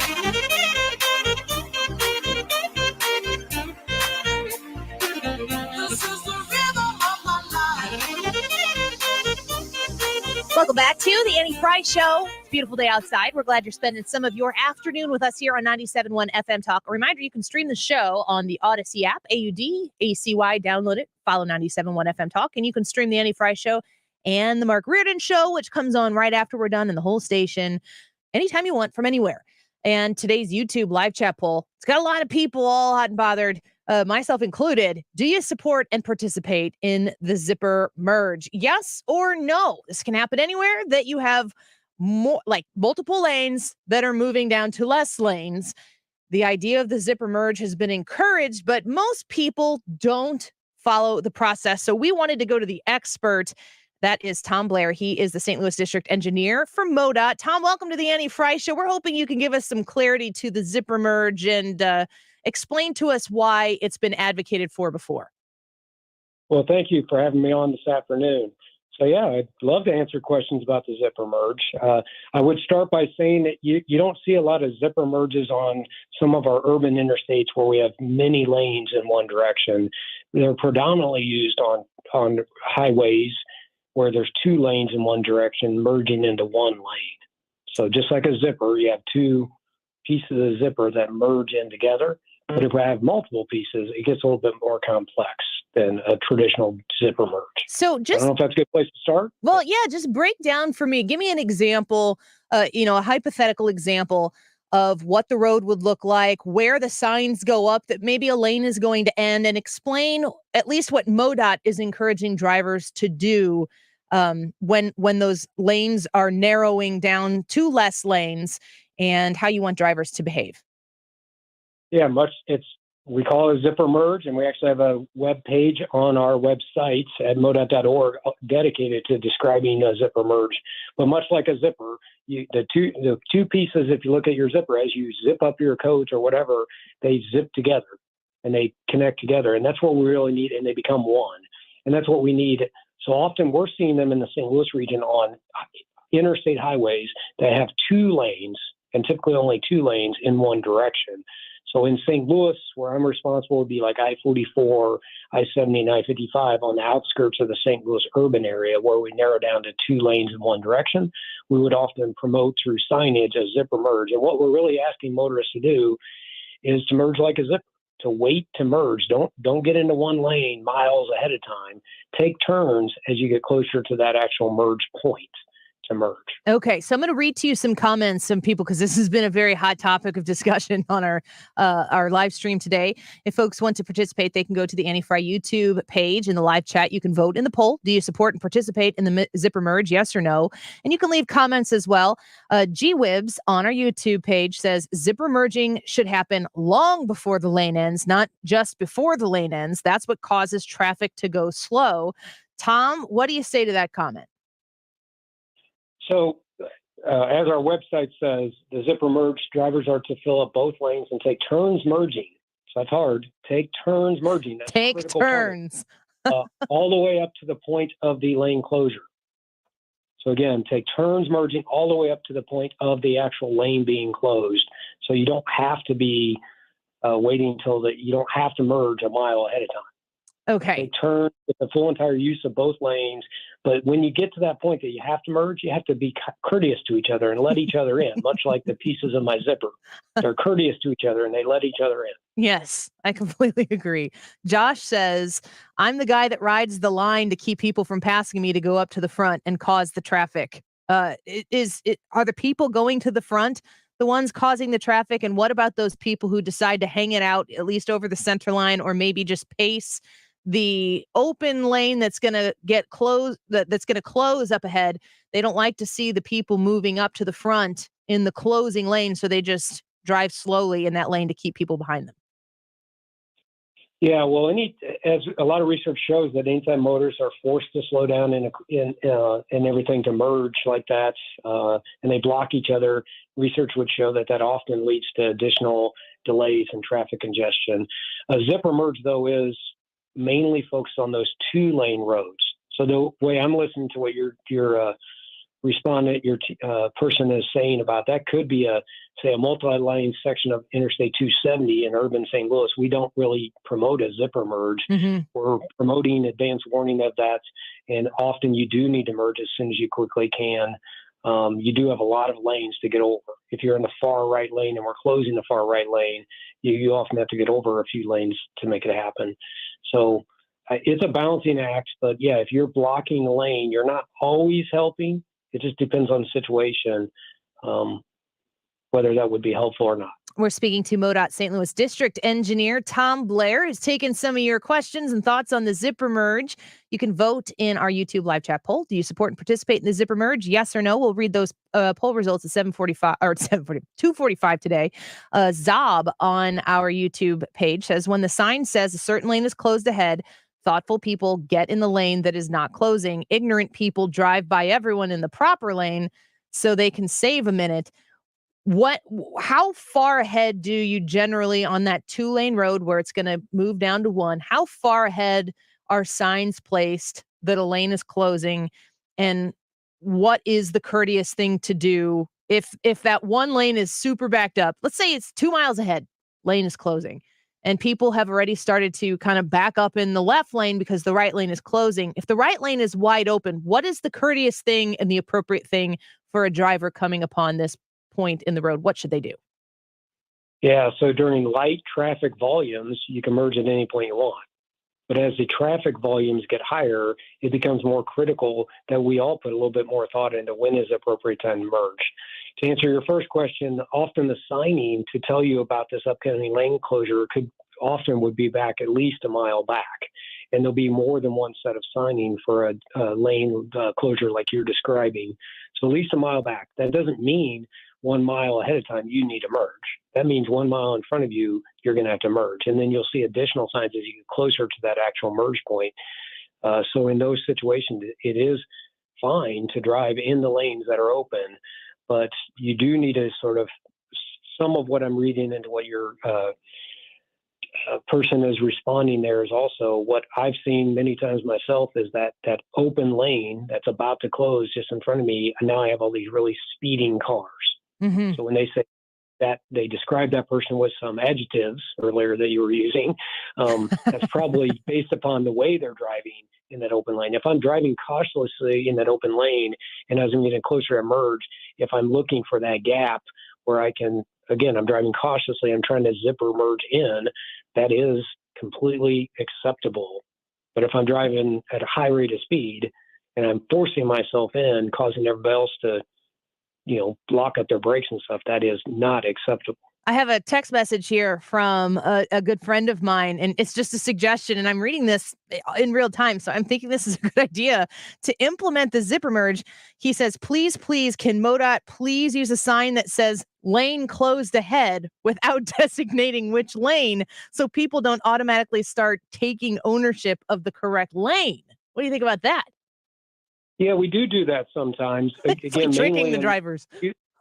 Yeah, we do that sometimes. You don't see it as much in St. Louis in the urban part, because we want to designate which lane early to try to help. But in the zipper merge in more rural parts where you have 2 lanes in one direction, it is often that the first sign you see will say, lane closed ahead. And then the next sign you see, maybe a half mile, quarter mile ahead, will say the right lane's closed in a certain distance ahead.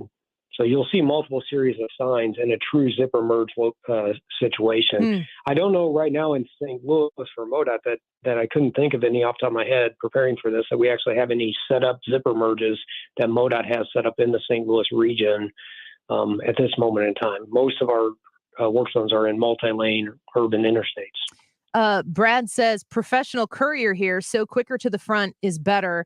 I once thought passers were jerks until I read provided article a few years back. I actually had a pickup with a trailer park in front of them. I think it's something that you're talking about, how we need to be like good stewards of driving. We're asking drivers to share the road and to be selfless and to understand that, as we were saying before, like you learn in kindergarten to take turns. That's really what we're implementing here. But, as I'm sure as somebody who works for MODOT, driving is just these days is just another very selfish endeavor that people engage in. Everyone's got somewhere to be. And a lot of people are suggesting this as well in our comments here, that the zipper merge only works if everybody participates in it. So I'm curious how you get from where I often see it, which is a super long line in the left lane because the right lane is ending, to the right lane being where some people are driving and zooming by all the people on the left, like suckers, getting up to the front. I don't know if that's the way to make the zipper merge implement and be successful. What are your thoughts on how we get to where we are right now, where everybody in each lane is looking at the other guy and saying they're being the a-holes about it? Yeah, so I think the first thing I think of when you say that is remember why is the lane closed? I mean, up inside that lane somewhere, there are men and women that are, that's their career. Whether they work directly for the state DOT or one of our contractors, they're out there and they're working. So we should all be moms and dads and husbands and wives, like real people with real family lives on the highway. Yes, and we all need them to get that work done. I know it feels like a nuisance because I have to slow down as a motorist to give them a safe work environment, but we need them to, right? We need them to take care of that road, take care of that bridge, to do that work. So that's fundamentally why we need that extra level of patience as we enter into a work zone. As far as your main question, the safest merging is it for all of us as we merge into these work zones and a lane is taken away, is to think about the lanes merging into one. 2 full lanes of traffic are going to handle more traffic than one lane, right? So we want to keep the 2 full lanes in a zipper merge as populated as we can, but we also have to think about the merge ahead. So where am I going to be? Where's the guy in front of me? It's not a race. It does not need to be a race to see. You really don't gain that much by trying to butt your way in front of other, and you don't gain that much by forcing the gap closed to allow the person not to merge in. As long as they're being courteous and stuff, we all just need to merge in. We've all experienced this. As soon as we get narrowed down to that one lane, we're all moving at uniform speed, and we usually make it through the work zone pretty fast. Yeah. It's just that merge. We just be courteous to each other and think ahead about that merge. We're also providing a safer work environment for the men and women, mothers and fathers out there that are actually working in that work zone. Well, as Jackie says on our YouTube channel, next time I zip up my jacket, I hope the teeth take turns. So we can implement that here with our driving. Tom Blair, thank you for coming on and talking to us about this issue. It definitely is something that has people definitely have an opinion on it, but I like to hear your explanation as to why it is what is suggested by MODOT. Good conversation. Thanks for being here today. Thank you. Bye-bye. St. Louis District Engineer with MODOT talking to us about the zipper merge. Have you voted yet? We need to know what you think. Do you support and participate in the zipper merge? Yes or no? I haven't seen anyone be like, There's not really many people who don't have a pretty strict thought on this. Yeah. They have feelings and they make them, maybe I'm using this wrong, but it makes them feel a certain kind of way. I do too. YouTube live chat poll. I am laughing at the people who are texting me about this, and thank you, Ben, for suggesting the mystery lane closure. I like that idea. The mystery lane closure. That's it. That's actually kind of clever. It's now you don't know which lane is. Yeah. What are you going to do? Be the first person to scooch over and be like, I am in the correct lane. Yeah. And then you have a 2-mile long backup that doesn't need to be that long. Yes, it slows down, but it keeps moving. That's the difference. I'm surprised I haven't received any text messages from my family members because they are all truck drivers. Yeah, I'm sure they have thoughts on it as well. Keep leaving them for us in the YouTube live chat. Keep voting in the poll. We'll have the results at 2:45, and we'll read some more of your comments as we move through the show. We'll be right back in a minute. Don't go away.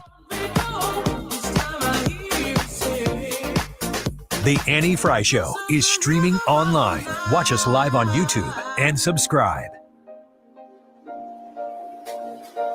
This is the rhythm of the night.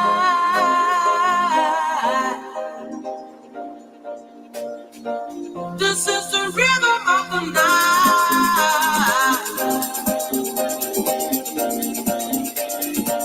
This is the rhythm of the night. The Mark Reardon Show. Former Senator John Lapping. This is a formula now for the Democratic Party. When they control the media the way they do, they can create a narrative, and it's not hard to commission a poll to turn out the way you want to turn out. Weekdays from 3 to 6 on 97.1 FM Talk. This is Wiggins. One of the things I often talk about with Andrea's steak sauce is the taste, because it is like no other. If you've never had Andrea's, then I really don't know how to describe it to you other than you need to taste it for yourself. It is a brush-on steak sauce, so you put it on the steak or whatever meat you're cooking while you're cooking it, while you're grilling, or you can baste it ahead of time. What I don't often talk about is how big an Andrea steak is. It is really astronomical. It is, if you get a strip steak at Andrea's, it is the size of a football. And it actually says that on their website. So I'm okay saying that. That is my experience too, though. And the filet itself is the size of a softball. These are big steaks that you can't get if you're just shopping for one. These are only high grade, restaurant grade steaks that you can get at Andrea's Steakhouse, and very few places in the St. Louis metro area actually serve steaks that big. So I do encourage you to go to Andrea's Steakhouse itself. It's in Fairview Heights, Illinois. So make the drive, whether you live in Illinois or Missouri. It's absolutely worth it. And also pick up a bottle so that you can have that taste at home at Andreas.com. Red Brick Roofing, wherever you live from. All of them to Ellisville, to Pear and Jennings, O'Fallon to Overland, wherever you live. Maryland Heights to Manchester, the name you know. Red Brick Roofing, wherever you go. For a hole in your roof, for a whole new roof. Red Brick Roofing. St. Louis, Missouri, 314-645-2000. Frederick is the gold standard for roofing and perhaps priced a bit lower than other bonded and insured roofers.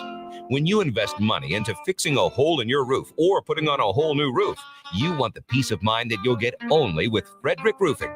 Plus, you can always depend on an immaculate cleanup when the job has been completed by Frederick's own licensed and insured crews. For a hole in your roof or a whole new roof. Frederick Roofing. Frederick Roofing, 645-2000.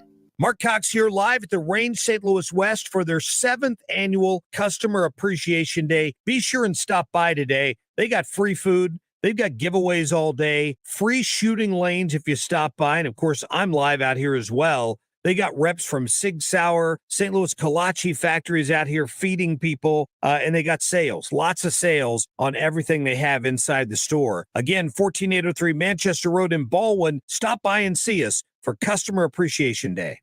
Next time your furnace or AC is on the fritz, you know what to do. Call Jerry Kelly, because they're fast. And just by calling, we'll be helping to end Alzheimer's disease. That's what those purple vans are all about. Yes, Jerry Kelly is friendly too. They give a portion of every job they do to Alzheimer's research and support services. So call the Fix It Fast guys at Jerry Kelly. Ask for the purple van, and we'll all have it going on. Find out more at jerrykelly.com. Mark Cox here. If you're nearing retirement or already retired, call Thomas Helbig with the Retirement Advisory Group at 314-993-9494. He'll show you how to participate in the market gains without ever losing a penny. Thomas is the official financial advisor of the Mark Cox Morning Show. Hello, this is Chad Clayman with ClaymanGroup.com, KLAMEN Group.com. We've been buying a lot of houses lately with foundation and water damage. So if you have a house that has water issues, maybe water's coming in the basement or problems from previous water damage such as mold, we're interested in making you an all-cash offer. If you have a house with water or mold damage, foundation issues, please reach out. 314-946-9999. 314-946, all nines. Receive your all-cash offer today. ClaymanGroup.com. You're listening to the Annie Frey Show live from the Air Comfort Service Heating and Cooling Studio. In addition to heating and cooling, Air Comfort Service also offers indoor air quality, water heater, and AeroSeal duct sealing services. Get in your comfort zone with aircomfortservice.com. Information to keep you moving. Dependable traffic mornings and afternoons with Sue Thomas. Driven by Ambassador Midwest Floor Company. The best way to deal with in-home traffic. Experience more at Ambassador Midwest Floor.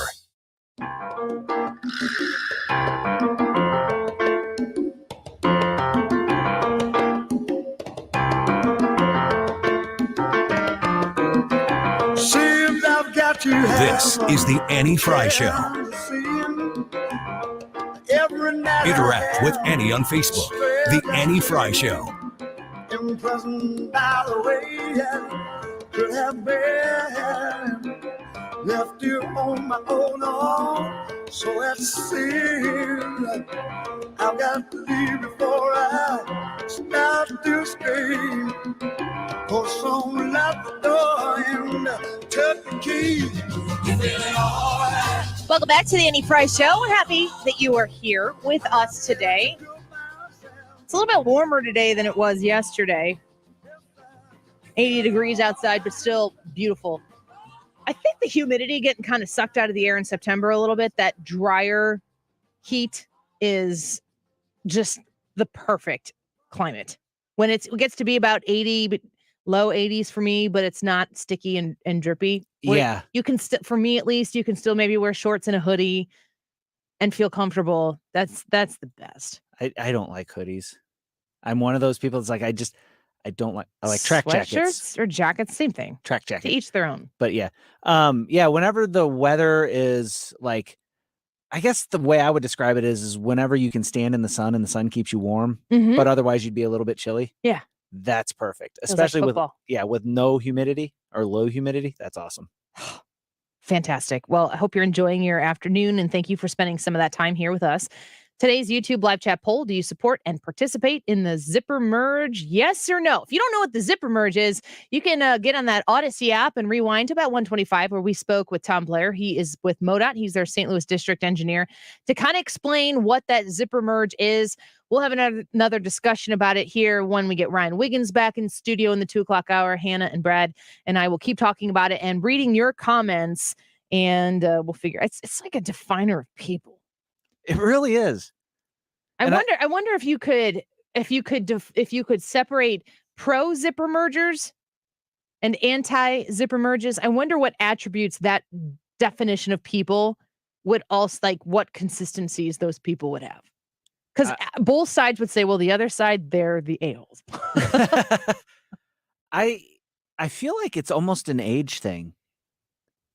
Because I think that there was an old way of doing it, and people did it that way, and now, what you laughing at now? Well, Michael on Facebook says zipper merge all depends if you have to poop or not. That could be another line.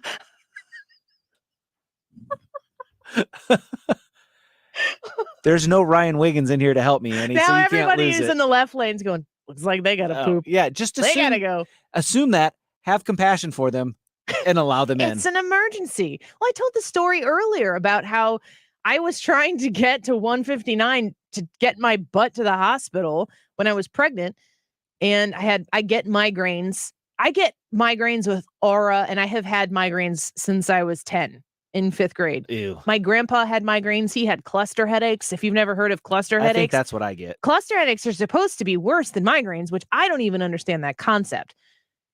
But I've gotten them when I was pregnant. I mean, a lot of migraines, at least for me, and I think, I don't know if it's everybody, but definitely women, can be very hormonally based. When I was pregnant, I started to get a migraine, and I always would get it with aura, which means that if I'm looking at you, Brad, all of a sudden I can't see your nose.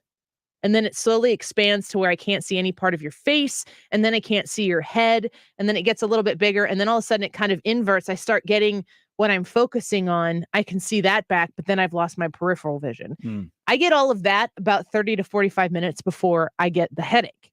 So it's nice that it's a warning sign, because then I can take some pain medicine, get myself into a place where I can be alone in a dark, cool room, laying down, hopefully going to sleep, and try to fall asleep before I get the headache. When I was pregnant, I mean, that ended up manifesting itself into losing feeling in I think it was my right arm. I lost feeling in half my tongue and in my face. Like, I thought I was having a stroke. Yeah. And I got there, and it turned, like, literally, I spent a few hours in the emergency room, and they gave me 2 Tylenol, and I went home. that was the extent of it. And I was fine.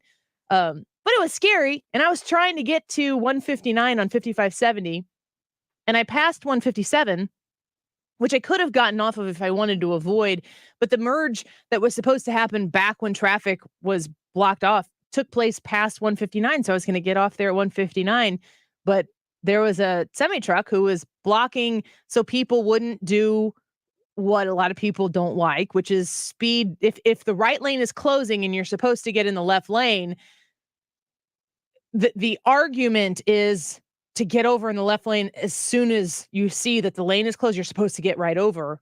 Zipper merging says, no, everybody go to the front and take one turn, one at a time, one at a time, one at a time from each side. And that keeps a slower but steady flow of traffic. This semi-truck driver put it in the right lane and just slowly paced the traffic on the left. And I couldn't get around to get to the hospital. I called the local police. I didn't want to call 911. Called the local police, and they told me to pass the guy on the shoulder. I did. He did not like that. They never do. I wouldn't have liked it if I were him either, but I didn't like what he was doing. And I was in if I weren't having what I was worried could be a medical episode, then, because like I said, I get these triggers from my migraines before it gets really bad. I was trying to get to the hospital before it got bad. Right. Or before I would lose vision, which is also bad when you're driving. Yeah, that's not a great feeling. I on this zipper merge thing, I feel like I've found myself shifting from one to the other. And that's not just feel like you're not. I'm not like at the end of the day, so like you're the one who's kind of iffy. I'm rational on this. I want to do whatever it is that gets me home the fastest, and I don't really want to I don't have enough anger towards somebody that would be going alongside me on the right side to go up to the front to not let them in, because if I don't let them in, then somebody else is going to have to stop in the line behind us, and it's just going to slow everybody else down. So my thing is whatever it is going to take, whatever it is that I personally have to do to keep this traffic flowing, that's what I'm going to do to allow people to get home, because it's just really not worth all the anger that people get mad about in merging. Yeah, traffic sucks. Yeah, you've been sitting in it for a while, but everything that you're doing is making it worse. So don't make it worse. Jimmy says, as a truck driver, I always merge early. People are far less likely to allow a truck in front of them than a car. Furthermore, I usually end up allowing several four-wheelers to get in front of me. I think it's interesting the way he's talking there, because that's humanizing the situation. When you're driving, especially if there are things like, put yourself in the mindset of you're leaving home from work. You got somewhere to be. Maybe somewhere you have to be is just home, because it's time to be home. But you had a long, stressful day at work. You want to get home. Maybe you got to get to the next appointment. Maybe you got to get to pick up the kids at school, like I was saying I have to do. Maybe you want to get home so that you can go back to the Cardinals game, but you're in a hurry for some reason. And maybe you didn't have the best day. It does not take long for faceless, nameless drivers to bear the brunt of every bad moment you had that day. Like, you manifest all of it on those drivers. I'll tell you this. I've said this story before on air, and I can actually, you know what? I'm going to hold it. I'm going to save it for the next segment, because this has been one of the impactful things that has happened to me as somebody who works and commutes downtown St. Louis. And I've been doing this since 2009. But I'll tell you about the story that ended up I had a gun drawn on me and pointed in my face in standstill traffic in St. Louis. And I will tell you about that when we come back. It's kind of changed the way that I drive and the thoughts that I have in my mind when I am operating a vehicle. I think it's made me a better driver, but it was super scary. I don't know how this, it does kind of involve the zipper merge. Keep leaving your comments, keep voting. Join us on the Annie Frey YouTube page. You'll see we are broadcasting live right there, and you can comment on the live chat and vote in the live chat poll right there. And you can find us also on the Odyssey app, AUDACY. Download it, follow 97.1 FM Talk. You'll find us right there, back here in about 10 minutes. Don't go away. If you filed a tax extension in April, don't wait until it's too late to handle your tax issues. Hi, this is Lance Drury with the Drury Law Firm.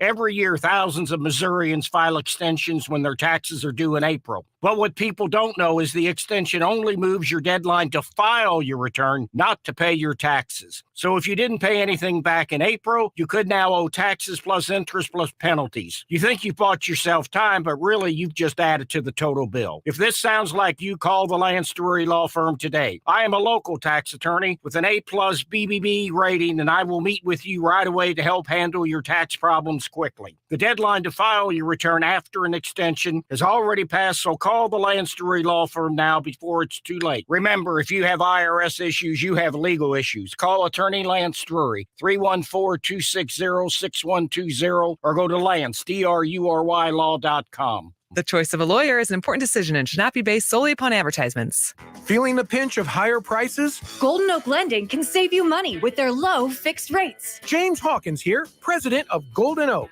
You can offset today's high prices by using the low-interest equity in your home to pay off credit cards, make home improvements, or simply put cold hard cash back in your pocket. Start saving money and skip 2 mortgage payments. Call 314-567-GOLD today. Golden Old Landing, short my blues. NMLS 114937. Business owners and professionals face special challenges in divorce court.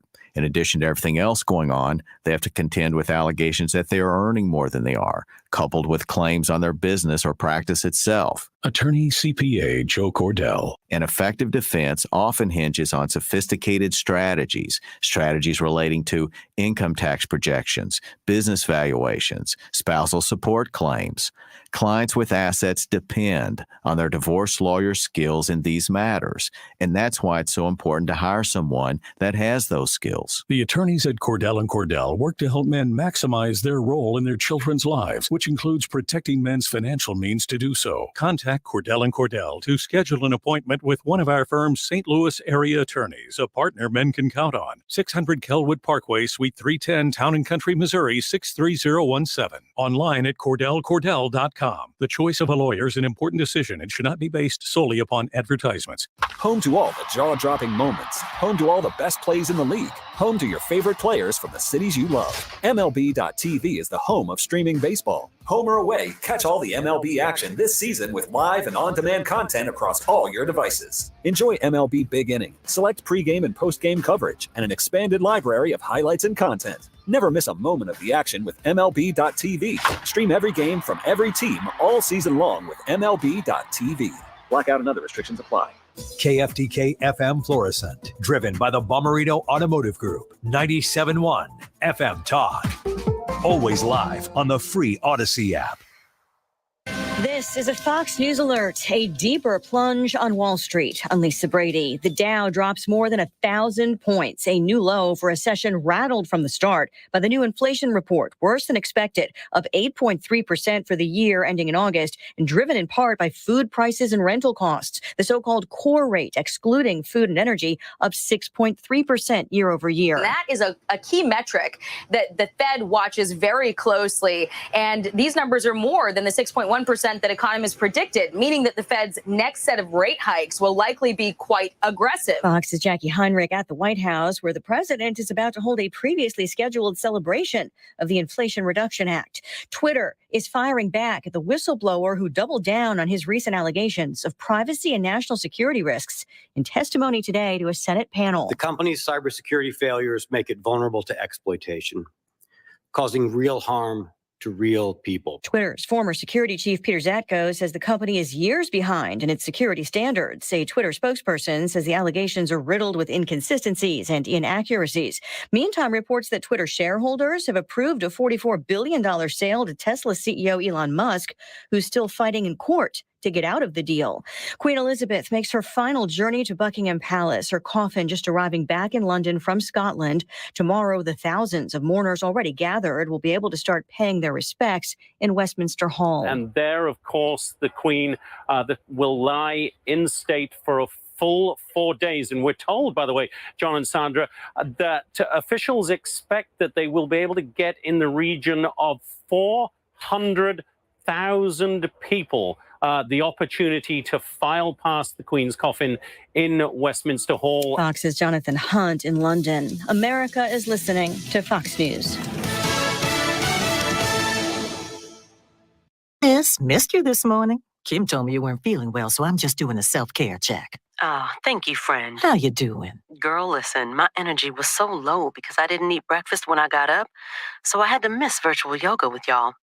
Trust me, I understand. But I'm doing much better now that I've eaten, so I'm back on track. Great. In that case, let's get some steps in tonight. I'll come over and we can walk around the lake. Sounds good. Appreciate you being in my business, too. Now, let me get in yours. Did you check your blood pressure today? I did that and my squats, okay? Okay. High blood pressure is not going to be my friend if I can help it. See you at 6? Let's get it. See you then. Now more than ever, it's important that we protect our hearts and the hearts of those we love. Check in on one another and be a part of a healthy blood pressure movement. Rally your squad to take the online pledge at releasethepressure.org. Brought to you by the Release the Pressure Coalition and the Ad Council. Air Comfort Service Heating and Cooling weather with Chief Meteorologist Dave Murray. Temperatures in the 70s to near 80 degrees this afternoon. Sunshine in control. Great humidity levels tonight. Clear and nice. 57. Wednesday and Thursday, sunny. It's a little bit warmer each afternoon. The mornings are great. 85 for the high each day.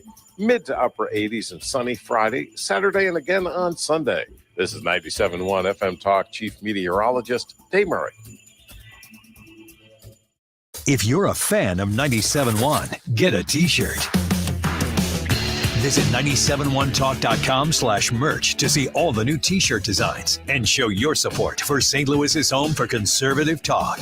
Multiple options from the Mark Cox Morning Show, the Annie Frey Show, and the Mark Reardon Show. 971talk.com/merch. Pick your show, pick your size. They're all there. 97.1 FM Talk.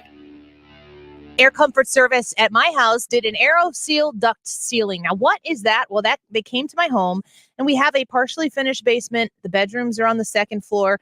We noticed pretty dramatically how differently, before we had the AeroSeal duct sealing done by Air Comfort Service, how differently the basement, the main floor, and the second floor would cool and would heat when the air conditioner in the furnace was running. So what they did was they came in and they pumped air through our ventilation, and they were able to measure for us how much of that air that they were pushing through was leaking through the ventilation.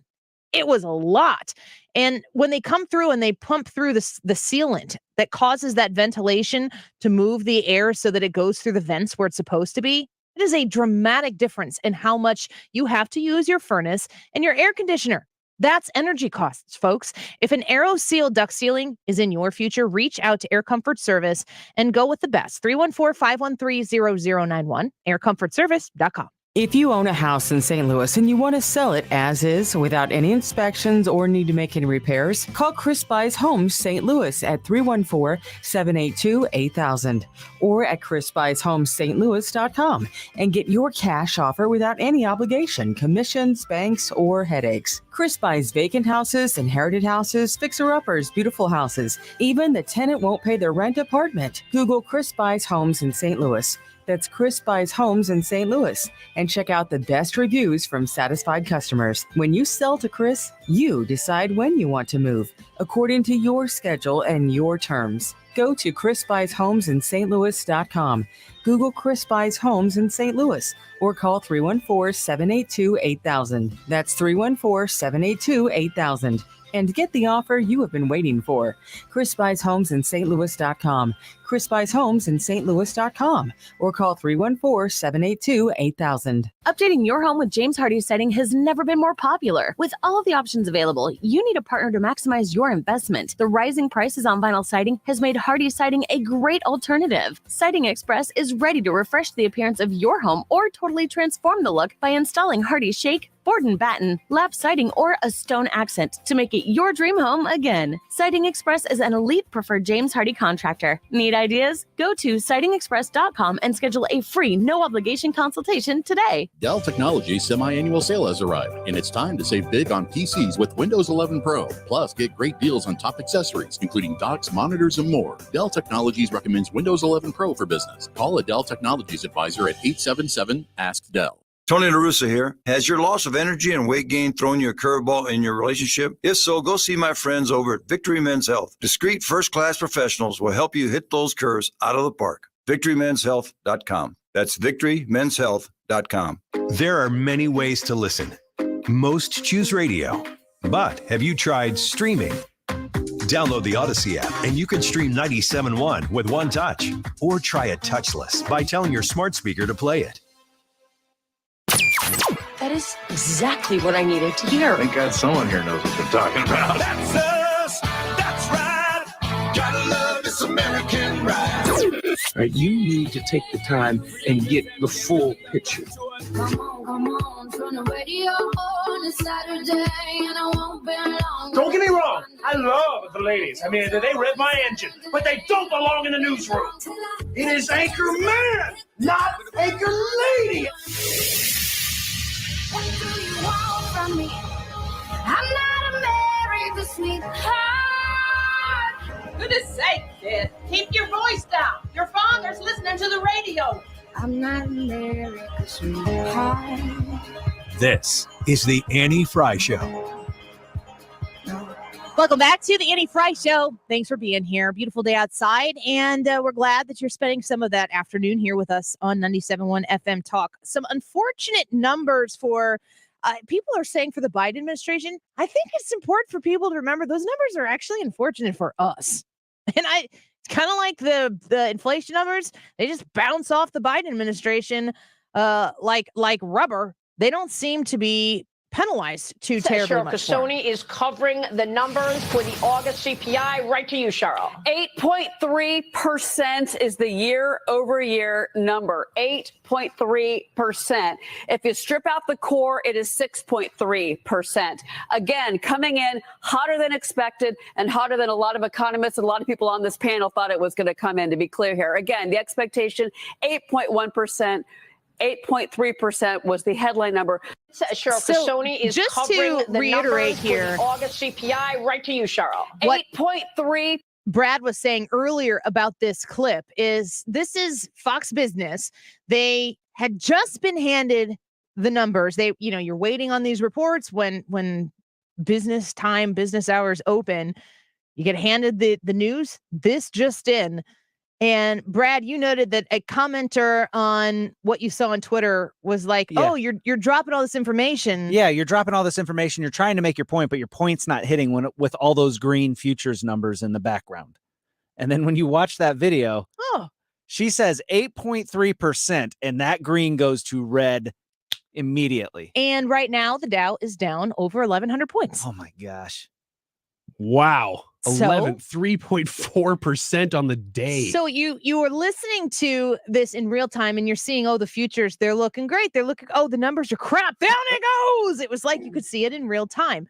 It's interesting to look at what the Biden administration has been saying about inflation. They've talked about this. They've been in office since January of 2021. Isn't it amazing to think that we have not had 2 years of Joe Biden's presidency quite yet?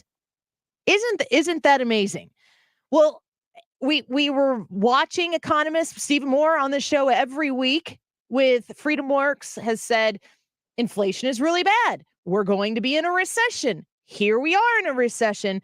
And then they're saying, no, we're not. This is transitory. I really doubt that we're going to see an inflationary cycle. Most economic analysts believe that it will have a temporary or transitory impact. A faster than expected increase in some of those prices is actually a good sign. The overwhelming consensus is going to pop up a little bit and then go back down. No one's talking about this great deal. This is something that will settle down. Transitory. The data shows that most of the price increases we've seen were expected and they're expected to be temporary. There's nobody suggesting there's unchecked inflation on the way. It's highly unlikely that's going to be long-term inflation that's going to get out of hand. I don't know anybody who's worried about inflation. Over the last couple of months, we actually saw it trending downward. President Biden's chief of staff, Ron Klain, enthusiastically retweeted an economist who had said, in part, most of the economic problems we're facing, inflation, supply chains, et cetera, are high-class problems. What is the grand old plan to increase oil production in America? That is hilarious. Well, the number one thing that the president can do is help get COVID under control. That we know is the root cause of inflation. President Biden this afternoon saying he thinks we're at the peak of the crisis right now and that lower prices are on the way. The inflation has everything to do with supply chain. Make no mistake, inflation is largely the fault of Putin. I'm going to do everything I can to minimize Putin's price hike here at home. If you want to get rid of inflation, the only way to do it is to undo a lot of the Trump tax cuts. Ever since you've come into office, things are really looking up. You know, gas is up, rent is up, food is up, everything. So that was an ad that was put together by the RNC, and we were able to show that on our live stream to be able to watch all this. Because listen, folks, those are all things that were being said in July of 2021, in August of 2021, and so on and so forth. They just keep repeating this idea that somehow or another inflation, the numbers that we are dealing with right now, first of all, it's not going to happen. Inflation isn't going to go up. It's not going to get okay. Well, it is going up, but let me explain to you why it's going up, because it certainly is not the fault of the Democrats that are spending themselves silly in Washington, D.C. It's not the fault of the Biden administration. It's the fault of Putin. It's definitely Putin's price hike. Everybody needs to understand Russia. That's a well-timed war for the crashing economy here that is based on Democratic spending policies and stifling of small business here in the United States. It's absolutely not the Biden administration's fault. In fact, wait a second. Now we got to blame. Let me just say this. There are a lot of people right now, Monday morning quarterbacking. Maybe it's Tuesday morning in this context, but they basically shouldn't try to rewrite history. What we went through with the pandemic was unprecedented in the economy of America, a sustained period of time where there was a virtual timeout and a real question as to recovery. Look what's happened with the number of people, the number of jobs that have been created under this president just in the last year and a half. And we see a lot of activity that is encouraging. Yes, there are the fires of inflation, and American families are fighting them, but gasoline prices are coming down, thank goodness, and that's a good indicator for a lot of Americans that they can have a little more confidence in the future of the economy. No, I look back on it, and I really believe that what we did was extraordinary, but the circumstances were unprecedented in our history. We had to sustain businesses and their employees during one of the most difficult periods in our history. Okay, Senator Dick Durbin, my senator, you're saying now that everything is really bad, but let's go back to the gift that keeps on giving for big government Democrats, COVID. And the idea that we should be looking at all of the jobs that have been created by Joe Biden in this amount of time that he's been the president. If Joe Biden would have stayed in the basement for this entire time and not done anything, we would have had even more job creation. But you have big government coming in and trying to regulate every nook and cranny of our economy and pushing more than anything the idea of green energy. Everybody else be damned in the process of them saying, you know what, this is part of the transition. It's going to be hard. It's going to hurt, but it's what we need to do. I'll add to the 8.3 CPI. Grocery prices are up 13.5%. Core consumer prices up by 6.3%, and real average hourly earnings fell 2.8%. How is that possible when the party of increased minimum wage is in power? How can hourly earnings fall by 2.8%? 17 months in a row under President Biden in which inflation has outpaced wages. This is not a win for Americans. This is what they're telling you that you have to do in service to your country and in service to the Democratic Party, who wants to save the world from itself in this climate crisis. Americans aren't buying it. I'm convinced that Americans out there know that it doesn't have to be this way and that they're going to vote as such in November. You guys buying it? It's important to see those clips in the order that they were presented there because of the timeline, because it's not just for us to now go, see, we told you, you didn't know what you're talking about. It's because now you're seeing ads going into the midterms of those same people, some of them asking to be reelected so that they can deal with inflation. I'm seeing ads on streaming right now for people. Now, these are local Illinois politicians, Democrats saying, vote me in so that I can finally deal with inflation. You've been lying the whole time, claiming that you were taking it seriously up until now and haven't done anything. In fact, the Inflation Reduction Act is just named that so that they can pretend that they're dealing with it while spending more of your money. All of this stuff is so important for context for the current moment going into midterms to know that these same people, they did not ever think about this and have not been dealing with it. Brad, when you think about how the economy affects the average American voter, and, the question I said at the beginning of the show, I was talking with somebody today before the show started, and the question was like, people need to wake up. People need to be made aware. My point was, you can't wake people up. No. It has to happen. Like, the phrase that was used to me is like, somebody has to sound the alarm that this is getting out of control. The economy paired with subpoenaing from this Justice Department of people who are Trump supporters, it is getting out of control in multiple places. I don't think that, we have a radio show. I don't think we can sound the alarm for people who aren't listening. Right. And the thing is like, if you really want people to know why this is happening, whenever you're talking to your friends, and they're like, man, because it's going to come up in conversation. When you're spending, what do you say, 13% higher on groceries? 13.5. I think gas, even though it's been dropping, is still like 56% higher than what it was when Biden took office. Yeah, we're not okay with $3.50 gas. It came down. Okay, but you're dumping all of our strategic petroleum reserves out. I saw a graph with that. There's like not much left in there, and then it's going to hit us again. You can't, it's not sustainable, but people are going to get together and they're going to talk about it. They're going to be like, oh man, I had to spend this much at the grocery store. You told me a number that you spent at Aldi that was just like, I was like, I have dozens of children. That's a lot of money at Aldi. But spent $250 at Aldi on Sunday. Wow. We hadn't been shopping in a long time. But the thing is Aldi is supposed to be the affordable grocery store. You go there. That's why we went there. Yes. Because I spent that at Aldi. Imagine if I would have had, normally my husband, we go to two places. Mhm. We go to Schnucks and we go to Walmart, and we didn't have time to go to Schnucks. I love going to Schnucks, folks. I've talked to you about the Upside app. You can go to my Facebook page and check out the Upside app because you can save, like, I think right now my offer is 6%. And Wow. Upside is the app that you can use to save on your gas. And I have a referral that you can use on the Annie Frey Show Facebook page. And I don't get paid to say that, but I do get a little referral bonus if you use it. But Upside will give me 6% back at Schnucks.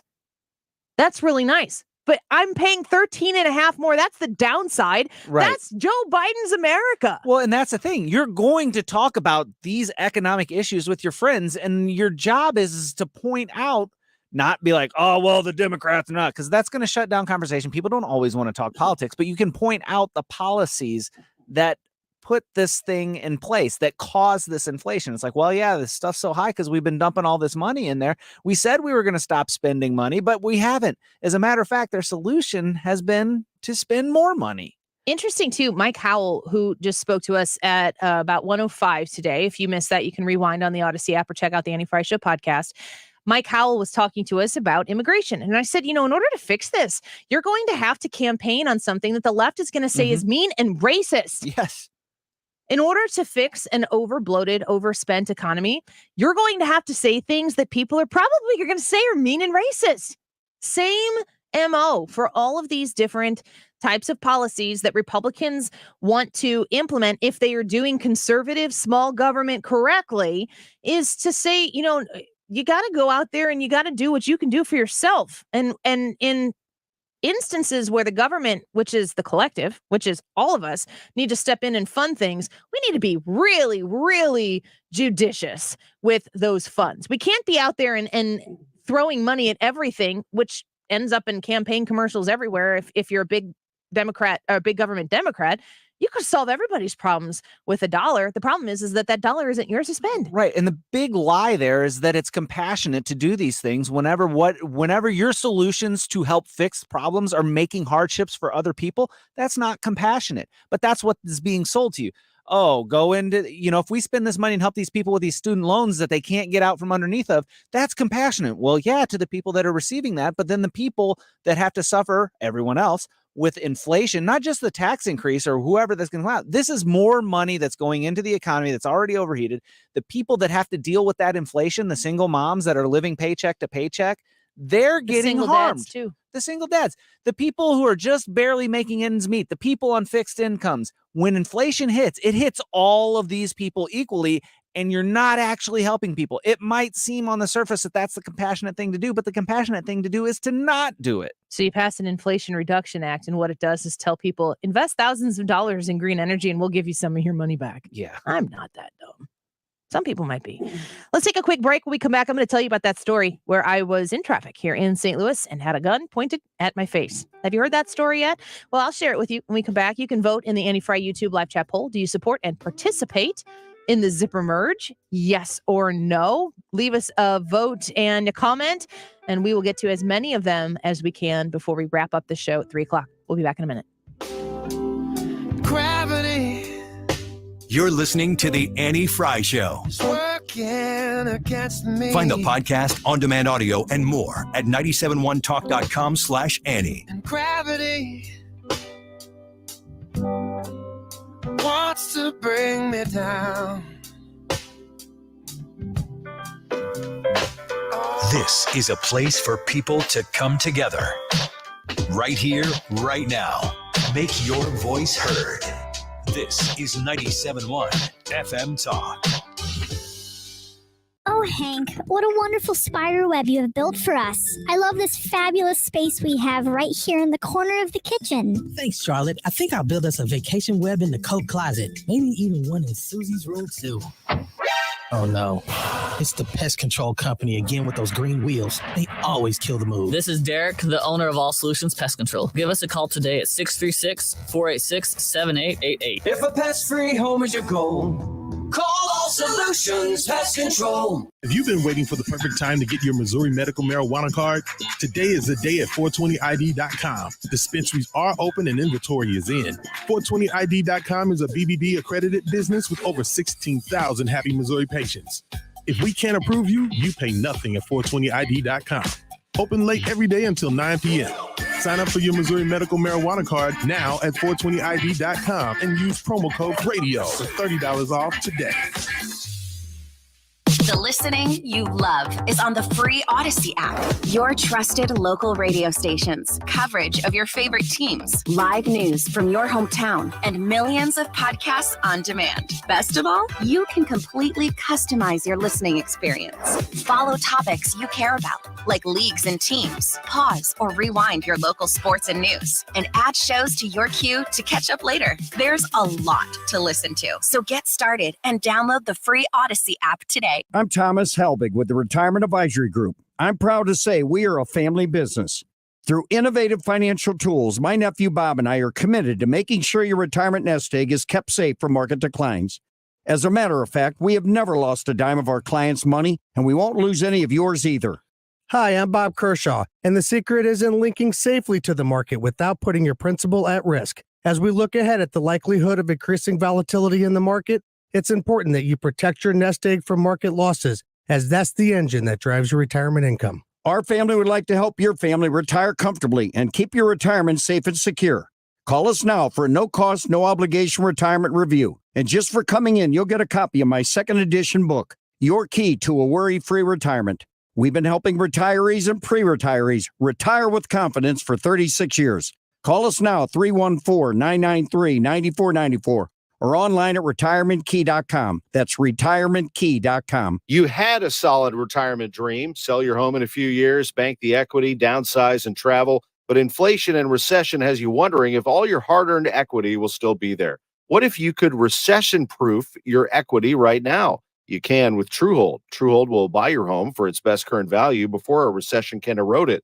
You get to bank all the cash now and live in your home for as long as you want, and Truehold covers all property taxes, insurance, repairs, and maintenance. And since Truehold pays your home's current value in cash now, it's yours to do whatever you like.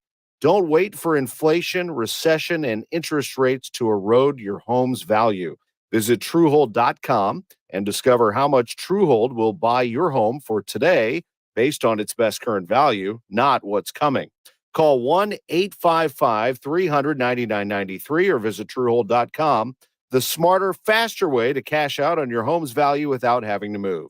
That's Truehold.com. Rhino Shield is far superior to even the best traditional exterior house paint. Rhino Shield is 8 to 10 times thicker than paint and comes with a 25-year transferable warranty. Rhino Shield is the only ceramic coating company that has been chosen by Disney, This Old House, and 3 times on HGTV's Curb Appeal, where every episode is concentrated on unpainted brick, bonds and seals to stucco, wood, hardy, block, color lock, masonite, and more. No better product for those steel aluminum sided homes that have become, chalky and tired looking. We coat sloped and flat roofs to extend their lives too. After 15 years, we've got a great reputation and a superior product. As long as it's affordable, why wouldn't you do it? Before you make the costly mistake of painting with traditional paint, you'd be best served to call Rhino Shield today. We are the experts and our evaluations are free. 877-25-RHINO or 877-25rhino.com. Tell them, ladies. Don't paint, don't Rhino, go Rhino Shield. Never paint your house again. Rhino Shield.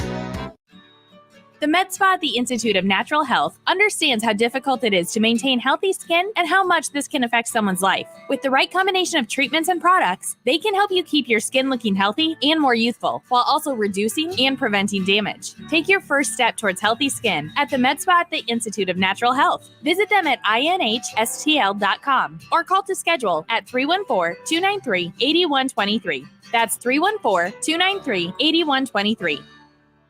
It's time for a $98 AC tune-up. Cherrycane.com.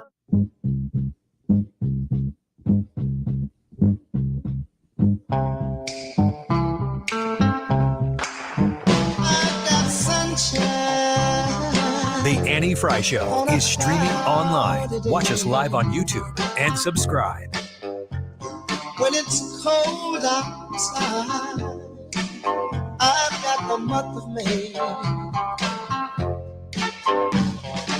I guess you say what can make me feel this way, my girl. Welcome back to the Annie Frey Show. We are happy that you were here with us. Reminder about the Annie Frey YouTube live chat poll. Do you support and participate in the zipper merge? Yes or no? Hannah's going to read some of these comments here because we have so many of them in just a minute. But I'll also tell you my story about how I was driving to St. Louis and I had a gun pointed in my face. I was looking down the barrel of a handgun in the car next to me. The way this worked was, and this isn't about the zipper merge. This is more about driving in general. But I was driving downtown St. Louis, taking the Stan Musial Bridge when we used to work at Union Station. That's usually how I would get here, avoiding traffic on the Poplar Street Bridge. And it was really interesting to me that all of this happened and manifested itself not in traffic. Like it wasn't like there was standstill traffic when this all started to materialize. I was driving approaching the Stan Musial Bridge, and this car came out of nowhere, and I was in the left lane. I was driving faster than the right lane traffic was, but there's a lot of semis that come in and off the road there, I think, because of some of the shipping areas that are near to that place as you're approaching the westbound portion of the Stan Musial Bridge. And I was in the left lane, and this car had to have been going a minimum of 100 miles an hour, like out of control, right up on my bumper. And I didn't speed up to get out of its way, but it definitely got my attention. And I got around the semi that I was next to, and I moved over to the right. And this guy blazed past me, but when he blazed past me, I turned and looked at him like, what are you doing? I didn't gesture. I'm not a gesturer, not a flailing arms yeller in the car. I think that looks crazy and they can't actually hear what you're saying. It's just kind of it's like a mime. But of course you're going to turn your head when someone's like, what in the world's going over here? So I just kind of turned my head to the left and watched, and probably had a look on my face like, whoa, what's wrong with you? And we make the bend to get up on the Stan Musial Bridge. And when we get up to the bridge, we're about halfway through, and there is standstill traffic up there. I had gotten back in the left lane because there were other semis that were in the right lane. And if you know what it's like to drive westbound on the Stan Musial Bridge, the left lane goes into downtown St. Louis. The right lane gets on 70 west, right? That's correct. And so I always get in the left lane because that's the lane I'm going to exit left. Everybody else, for the most part, is generally going right. I'm in the left lane, and as I move up and I see there's standstill traffic up here for whatever particular reason, I go to slow my roll. I get up there and I am stopped directly next to this guy who was up there waiting his turn because he was going super fast. And as I pulled up right next to him on the Stan Musial Bridge with nowhere to go, he pulls a handgun out and he points it right at my face. It was one of the scariest things. I've been carjacked in St. Louis. It was one of the scariest things that ever happened to me. And I've always asked myself, I mean, because I sat there for what was like maybe 8-10 seconds and he was smiling at me, pointing a gun at my face. And I mean, questioning whether or not I was going to live. Like, is this guy really going to shoot me or is he just trying to intimidate me? Lots of thoughts going through my head. Traffic started to move again and I stayed put because I wanted him to be in front of me. So I could be, and he pointed it as he rolled in front of me. He continued to point it at my face from inside his car, not out the window. And I mean, I was so scared in that moment because I had all the thoughts of like, where can I go? How can I get out of this? There was no shoulder to go onto. There was no, I couldn't just drive around the car in front of me. There was nowhere for me to go. If he wanted to pull the trigger, I wouldn't be here right now. And that moment made me realize that even whatever look I gave him when he blazed past me, whatever attitude that I conveyed when he went around me, I would have been better off just keeping my eyes straight ahead on the road, not making eye contact. I mean, this guy was driving like a million. I have all sorts of thoughts and ideas as to why he was driving so fast, and he had a handgun in the car. But you just don't know who you're dealing with in traffic. You never know who that person is next to you, who that person is in front of you, who the person is behind you.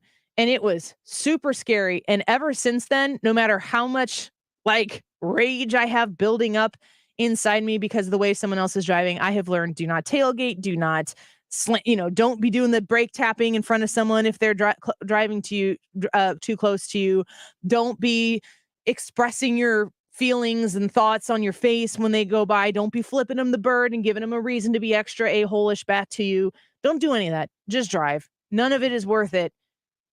Is that fair? No, but I don't care about that. So that's my story to you, to understand that when you are driving in a vehicle and you are in the left lane, if that's the lane that people need to merge into, if you're in the right lane and you're like, oh, these fools on the left just sitting here and we could be going to the front and taking turns and zipper merging or whatever, put the best construction on everybody and try not to harbor some sort of animosity that ends up putting yourself in a position where you make something worse for yourself because one of those people is actually is a bad dude. Because most of the people who are all in that traffic, they're all just people trying to get from where they were to where they're going. And reading these comments, because this is totally where I'm at with this issue too. Like, why is this so hard for us to understand, to just zipper merge? It's because everybody's selfish and everybody is putting the worst construction on what everybody else is doing. And having been in a position, honestly, multiple times where the worst scenario was the reality, that's just not the majority of people. And if we just like focus more on our driving, maybe we would be better. You got some comments to read? Yeah. Wow. That was that was a story. All right. Here are some comments regarding our YouTube poll question today. Do you support zipper merge? Yes or no? Ben Jackson from YouTube says the zipper merge, like socialism, looks great on paper, but in real life, it's catastrophic. Timothy from YouTube says MODOT will say the zipper is best because it slows traffic the most. They want traffic through construction to be as slow as possible because it's the safest for the workers. I think that's interesting too, because if you think about, if you have two lanes that are butting up to where the construction is, those two lanes are, if you're doing it the way that MODOT is saying, we talked to MODOT at 125, if you missed it, if you're doing it the way MODOT says you're supposed to be doing it, both of those lanes are going to be guaranteed to have slower people in the lanes taking turns. I don't think that necessarily, I think that averages out the amount of time that people are spending in traffic. It certainly would be longer for the people to wait that are right now driving in the right lane and moving up towards the front and merging in. But the overall wait for all the people in the back of the lane that people are merging into, you put half those people up in the front. And I think the median wait time would be less and the traffic would be slower near the construction zones. Mr. Brownhill from YouTube says, if you don't zipper merge, you're part of the problem. Yeah, that's my fake name. Kurt Voss from YouTube says, I support it, not only on the highway, but it's also needed when trying to leave a parking lot after a sporting event. Yes. Ooh, that's good. Yes, that is a really, really good comment. I want to add JC's comment on here real quick. I'm sniping here. He says we use zipper merge at church at communion time. That's true. Also good. So treat traffic like it's communion. Kurt Voss from YouTube says, I support it. We already read you, Kurt. Laura says, my husband is the king of zipper merging, and I thought he was rude. I'm glad you're talking about this. I'm seeing it makes sense. I'll give it a try. Mr. Mueller's going, thank you. Yes. Thank you. T-Ren Todd says zipper merge is like patiently waiting for a line at Six Flags or Disney World. Then you get some jerk with the fast pass that passes everyone and goes to the front of the line. Grr. What if I paid for the fast pass? So, Annie, what are your thoughts on fast passes? They're not called fast passes, but that's besides the point. They're lightning lanes now. Lightning lanes. Yes. I'm going to call the right lane and on the non-specific way that I travel that needs to be implemented a zipper merge. Bruce from YouTube says, I support it because it's the law. Is it? I don't know that it is. I don't think it's the law. Strong suggestion. Yeah, wouldn't MODOT have said, well, that's the law? I mean, you talk to him. He would It have said so. certainly isn't being monitored by police. But yeah, and how would you even enforce that? Like, when is the proper time to merge on a zipper merge? Because then you'd have to have like You a would merge zone. Enforce it with Karens. They'd be standing there with clipboards and earpieces. Yeah. And Mary? Badges. Hannah would be in charge of them. Yes, I would. Mary from YouTube says, voted no. It is rude. Support truck drivers who block it. Oh, Mary. G-Wibs just threw his hands up and said, we'll have to agree to disagree. Isn't it less about the zipper merge itself and more about when you merge? Isn't that where the debate really is? Because zipper merge just seems like common courtesy. Yeah, but zipper, but you merge at the point that You can't. the lanes A close zipper together. doesn't randomly come together. Right. If it does, it's Surprise! broken. So it's a question. Yeah. So it's a question of when you're coming together with the zipper, right? I think Ryan might be a real issue in traffic. Are you a non-zipper merger? This is a point of contention for me. And I'm glad we're talking about it because in my entire life, I have always been get in line, and if somebody goes in the other lane, they're being a jerk. And so the truck that's blocking everybody, I'm like, good on that guy. But in the last 6 months, a couple people have told me the same thing you guys are talking about. Why wouldn't you use all the space available until you have to merge? That would make it easier on everybody. And I can't really come up with an argument against that. The problem with the slowdowns and the backups and all of that stuff isn't about the lane usage. It's really not. It's the merging. The taking of turns. Take your turn, let people in. It doesn't matter if you had a whole big long line. If you had a whole big long line bopping through there single file, it'd be fine. It wouldn't Also, stop. But if you have to merge and you let somebody in, then you can just go through their same. When you have an instance where people are, if the right lane is closing and everyone's supposed to get in the left lane, that left lane backs up past on ramps. Oh yeah. You are penalizing people who are getting on the highway earlier. People who are getting on the highway later don't have to participate in the merging equally. So the closer you put everybody up to the front and do the take the turn, it becomes a more steady flow of traffic. Keep going. Ray from YouTube says, zipper merge works fine in the kinder, more gentler world. So how Yes. about the Midwest? Ray, Yes. Ray, I would say be the change that you want to see in this world. Yes, Ray. Thank you for your comment. Tiffany Matthews from YouTube says, pro zipper. I do not advocate for sitting in a 2-mile line next to an empty lane. Zipper merge at the closure of the lane. Brad, no text from your fam means they are safe drivers. No text in driving. That's true.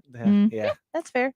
Gary from YouTube says the selfish drivers are the ones that get in the open lane and do not let anyone else in. That's just being stubborn. That's not Gary. That is Officer Gary. Officer Gary. True. That is, I so agree with that. Like parking yourself like in the lane that is closing stops the whole process from being able to take place. And like I said before, and I've told the story twice in the year, I won't tell the whole thing again, but if you have people who need to access exits on that highway and you're blocking people just because you happen to be there at one time, that's not cool. Maybe they have to number 2. Yeah, what exactly? Think of everybody in the lane that's closing that's zipping ahead of you. Think of everybody as in they have to poop. That's a favorite comment from a listener today. Let's take a quick break. More comments coming in. We will get the poll results when we come back. And I'm going to mention real quick, there is a hearing going on today. Senator Chuck Grassley was leading this hearing, and there's a whistleblower at Twitter. What are they talking about? You might be surprised. Maybe you won't be. But I'll tell you what it is when we come back, and we'll get these results. Don't go away. This is the Annie Frey Show. Interact with Annie on Facebook.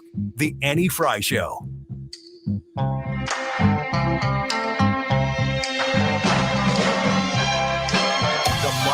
Show. Former Senator John Lamping. This is a formula now for the Democratic Party. You know, when they control the media the way they do, they can create a narrative, and it's not hard to commission a poll to turn out the way you want to turn out. Weekdays from 3 to 6 on 97.1 FM Talk. Slim 180 online at myslim180.com, where you can go to learn how to lose the weight and to lose it for good. Depends on how much you have to lose. Of course, your goals might be small. They might be very big. Slim can help you with all of those goals. They have different plans that they can customize for you. And right now, if you are looking to lose the weight, you can check out the HCG program that I did. You can also check out some of their nutritional guidance programs offering 30% off this week. Reach out to them at myslim180.com. They have multiple locations around the St. Louis area that you can visit, one that's close and convenient to you. You can learn all about that information online at myslim180.com. Reach out to reach out to Slim 180 and tell them that you heard about them on the Annie Frey Show and get your weight loss project started today. You can find them online at myslim180.com. This message is sponsored by Greenwise Financial. Did you know if you have over $10,000 in credit card bills, you have a right to settle that debt for less than you owe? We are Greenwise Debt Relief. We specialize in saving people just like you thousands of dollars off their credit card balance. If you want to put more money in your pocket, call us for free information now. 800-200-3785. That's 800-200-3785. 800-200-3785. If you have ever thought about remodeling your bathroom but were worried it would take too long or cost too much, then stop worrying. Right now, Jacuzzi Bath Remodel has designed a collection of high-quality custom products and perfected the one-day remodeling experience so you can enjoy your new bathroom faster than ever before. It's a worry-free bath remodel from the most trusted brand name in the business, Jacuzzi. For a virtual or in-home appointment, call 800-826-9895. That's 800-826-9895. 800-826-9895. Finding great candidates to hire can be like, well, trying to find a needle in a haystack. Sure, you can post your job to some job board, but then all you can do is hope the right person comes along, which is why you should try ZipRecruiter for free at ZipRecruiter.com/radio. ZipRecruiter doesn't depend on candidates finding you. It finds them for you. Its powerful technology identifies people with the right experience and actively invites them to apply to your job. You get qualified candidates fast. So while other companies might deliver a lot of hay, ZipRecruiter finds you what you're looking for. The needle in the haystack. See why 4 out of 5 employers who post a job on ZipRecruiter get a quality candidate within the first day. ZipRecruiter, the smartest way to hire. And right now, you can try ZipRecruiter for free. That's right, free at ZipRecruiter.com/radio. That's ZipRecruiter.com/radio. ZipRecruiter.com/radio. Hi, I'm Mandy Moore. Stand Up to Cancer is closer than ever before to achieving its mission to make every cancer patient into a long-term survivor. To learn more and get Advantage miles, go to standuptocancer.org/American. You've listened to 97.1 FM Talk. You've heard of Doug Voss of Voss Financial and Safe Money Radio, as he has been a staple as the financial expert on the station for many years. You can hear him on Safe Money Radio several times a weekend right here on 97.1 FM Talk. And you can talk to Doug Voss directly. Here's his number. Call Doug at 844-676-SAFE. That is 844-676-7233. Doug Voss is a registered representative. Securities offered through D.H. Hill Securities, LLP. Member FINRA and SIPC. You're listening to the Annie Frey Show live from the Air Comfort Service Heating and Cooling Studio. Air Comfort Service is hiring licensed journeymen. Don't have a journeyman license? Air Comfort Service will help you get it. Get guaranteed hours year-round and more. Apply online at aircomfortservice.com. bringing you up-to-the-minute traffic like nobody else. Sue Thomas and dependable traffic, driven by Ambassador Midwest Floor Company. The best way to deal with in-home traffic. Experience more at Ambassador Midwest Floor.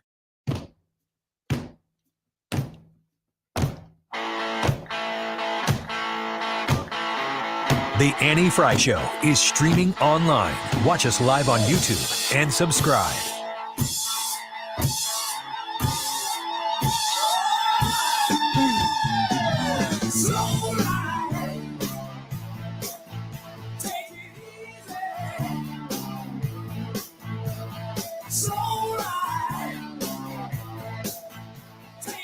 Welcome back to the Annie Frey Show. Was that a purposeful song? No. No, it's just a really well-timed slow right. Take it easy.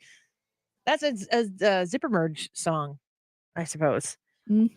It's the right attitude in a Zipper Merge. It is. We've been talking about the Zipper Merge all day. You can still get your tweets in or your messages in right now on the live chat, I should say. I'm pulling up Twitter right now, so I said the wrong word. Interesting hearing going on today on Capitol Hill. And it has to do with a Twitter whistleblower. Now, I hadn't heard much about this, and Brad, you found the hearing, and did you watch some of it?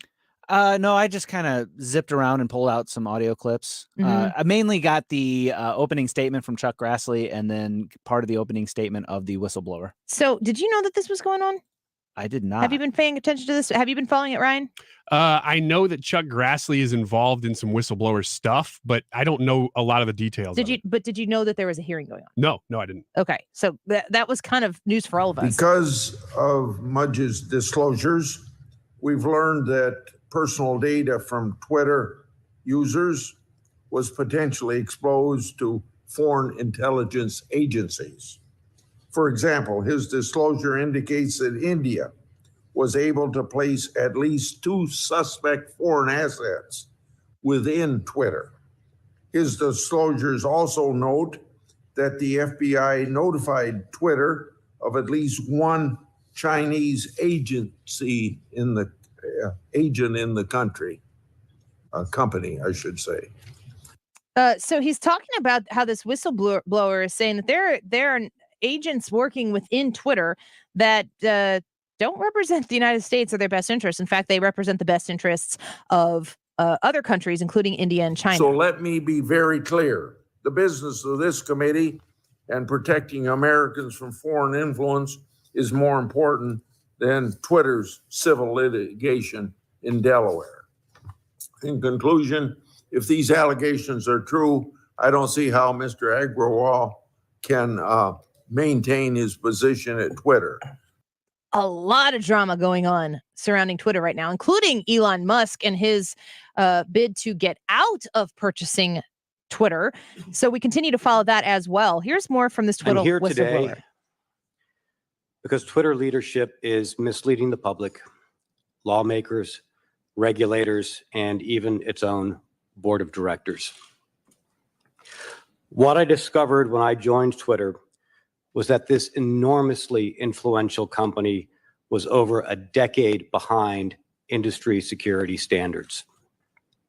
The company's cybersecurity failures make it vulnerable to exploitation, causing real harm to real people.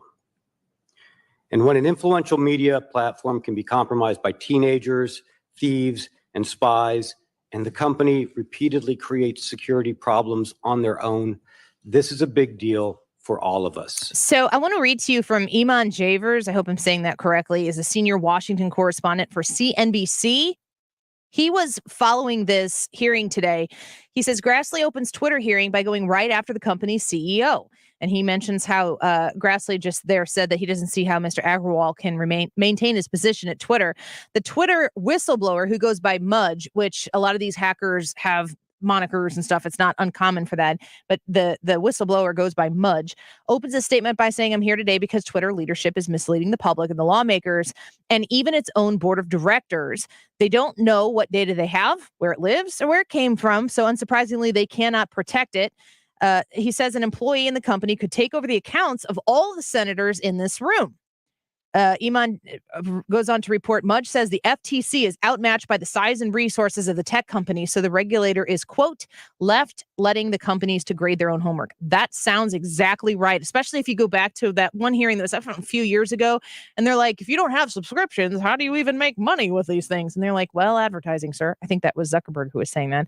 Iman goes on to say, Mudge says a top Twitter sales exec told him Twitter knew it had a problem with Chinese access to Twitter advertising, saying, quote, we're making too much money from these sales. We're not going to stop. We need something that will make the employees more comfortable, end quote. That's frightening. Mudge says an employee at Twitter was likely a Chinese intelligence asset. Iman reports Mudge says he believes, quote, with high confidence, end quote, that another Twitter employee was a foreign agent for India, but Twitter had an inability to track that person, what that person was doing. Quote, they simply lack the fundamental abilities to hunt for foreign agents and expel them. Mudge says he's seen numerous posts on underground forums offering access to individual Twitter accounts and offering to delete accounts. He suggests those could be offers from rogue Twitter employees with access to the account, but says he doesn't know if they are real. This is pretty interesting stuff. There's a report in the last week that Bob Iger, when he was running the Disney company, looked into purchasing Twitter, and his words were there were too many fake accounts and that it was essentially a cesspool that was not becoming of the brand that Disney, that it wasn't of value to Disney because of those fake accounts and because of just the rampant negativity there. So we're going to follow this. We're going to continue to cover what is taking place at Twitter to see if this whistleblower actually does uncover anything. But boy, it is very, very safe to say that there is not an entity in our federal government that is capable of policing big tech at all. Not asleep at the wheel, not even present in the car. Wanted to make sure that we covered that for you today. Want to wrap up the poll? Yes. All right. Here are the results for the poll. The poll, once again, is do you support and participate in zipper merging? Yes or no? With over 160 votes, and I swear we've gotten more comments on this than votes. Yes. 61% of the people said yes, they do support and participate in zipper merging. 39% of the people said no, they don't support or participate.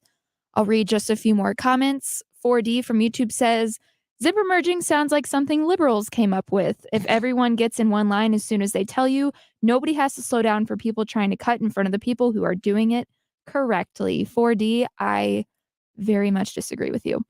I was going to say, I could spend an hour going in on that, but I don't have an hour, so carry on. Chris from YouTube says, everyone needs to merge at the same time so people are not cutting. Brandon from YouTube says, in a perfect world, the zipper merge is great. In reality, people are a-holes and it doesn't work. I would contest that while that might be true, people are still a-holes when they're doing the other thing also. It's just a massive exercise in a-holery, and that's just what everybody is when they're on the road. Spell that, Anna, on the rewind. When you put up the video, can't wait to see how you spell a-holery. Mm-hmm. A-hole-re. Libby from YouTube says, zipper merging is proven to keep traffic flowing as smoothly as possible. What makes me PO'd is when truckers take it upon themselves to block the lane closing. ... Jerks. Censored by Hannah. That's not what the comment said. Walrus King says, I'm not pro or con zipper merge. What I don't understand. What kind of Walrus King are you? Take a position. What I don't understand is why one or the other is any quicker. If you have 1,000 vehicles that need to pass through a spot, it's still 1,000 vehicles either way. Well, but I think that it matters where you are in that 1,000-person line. It does. I think is the difference. It does matter. Once again, the poll results, 61% of the people do support and participate in zipper merging. 39% of the people do not. We need to change those numbers. I feel moderately vindicated. It feels like a tide shift. I would have said maybe 10 years ago, that would have been different. We have one person who commented, I used to think my husband was rude, but now she essentially said I'm seeing the light. That's good. And for that, marriage and relationship, this was worth it. I don't even know if we'll fix the zipper merge or not. Thanks for being with us today. We appreciate you. A reminder, you can check out the Annie Frey Show podcast, wherever you get podcasts from, but you can follow us and listen to us on the Odyssey app and take us with you anywhere you go. AUDACY, download it, follow 97.1 FM Talk, and keep it right here because the Mark Maroon Show is coming up next. Gonna lose control tonight.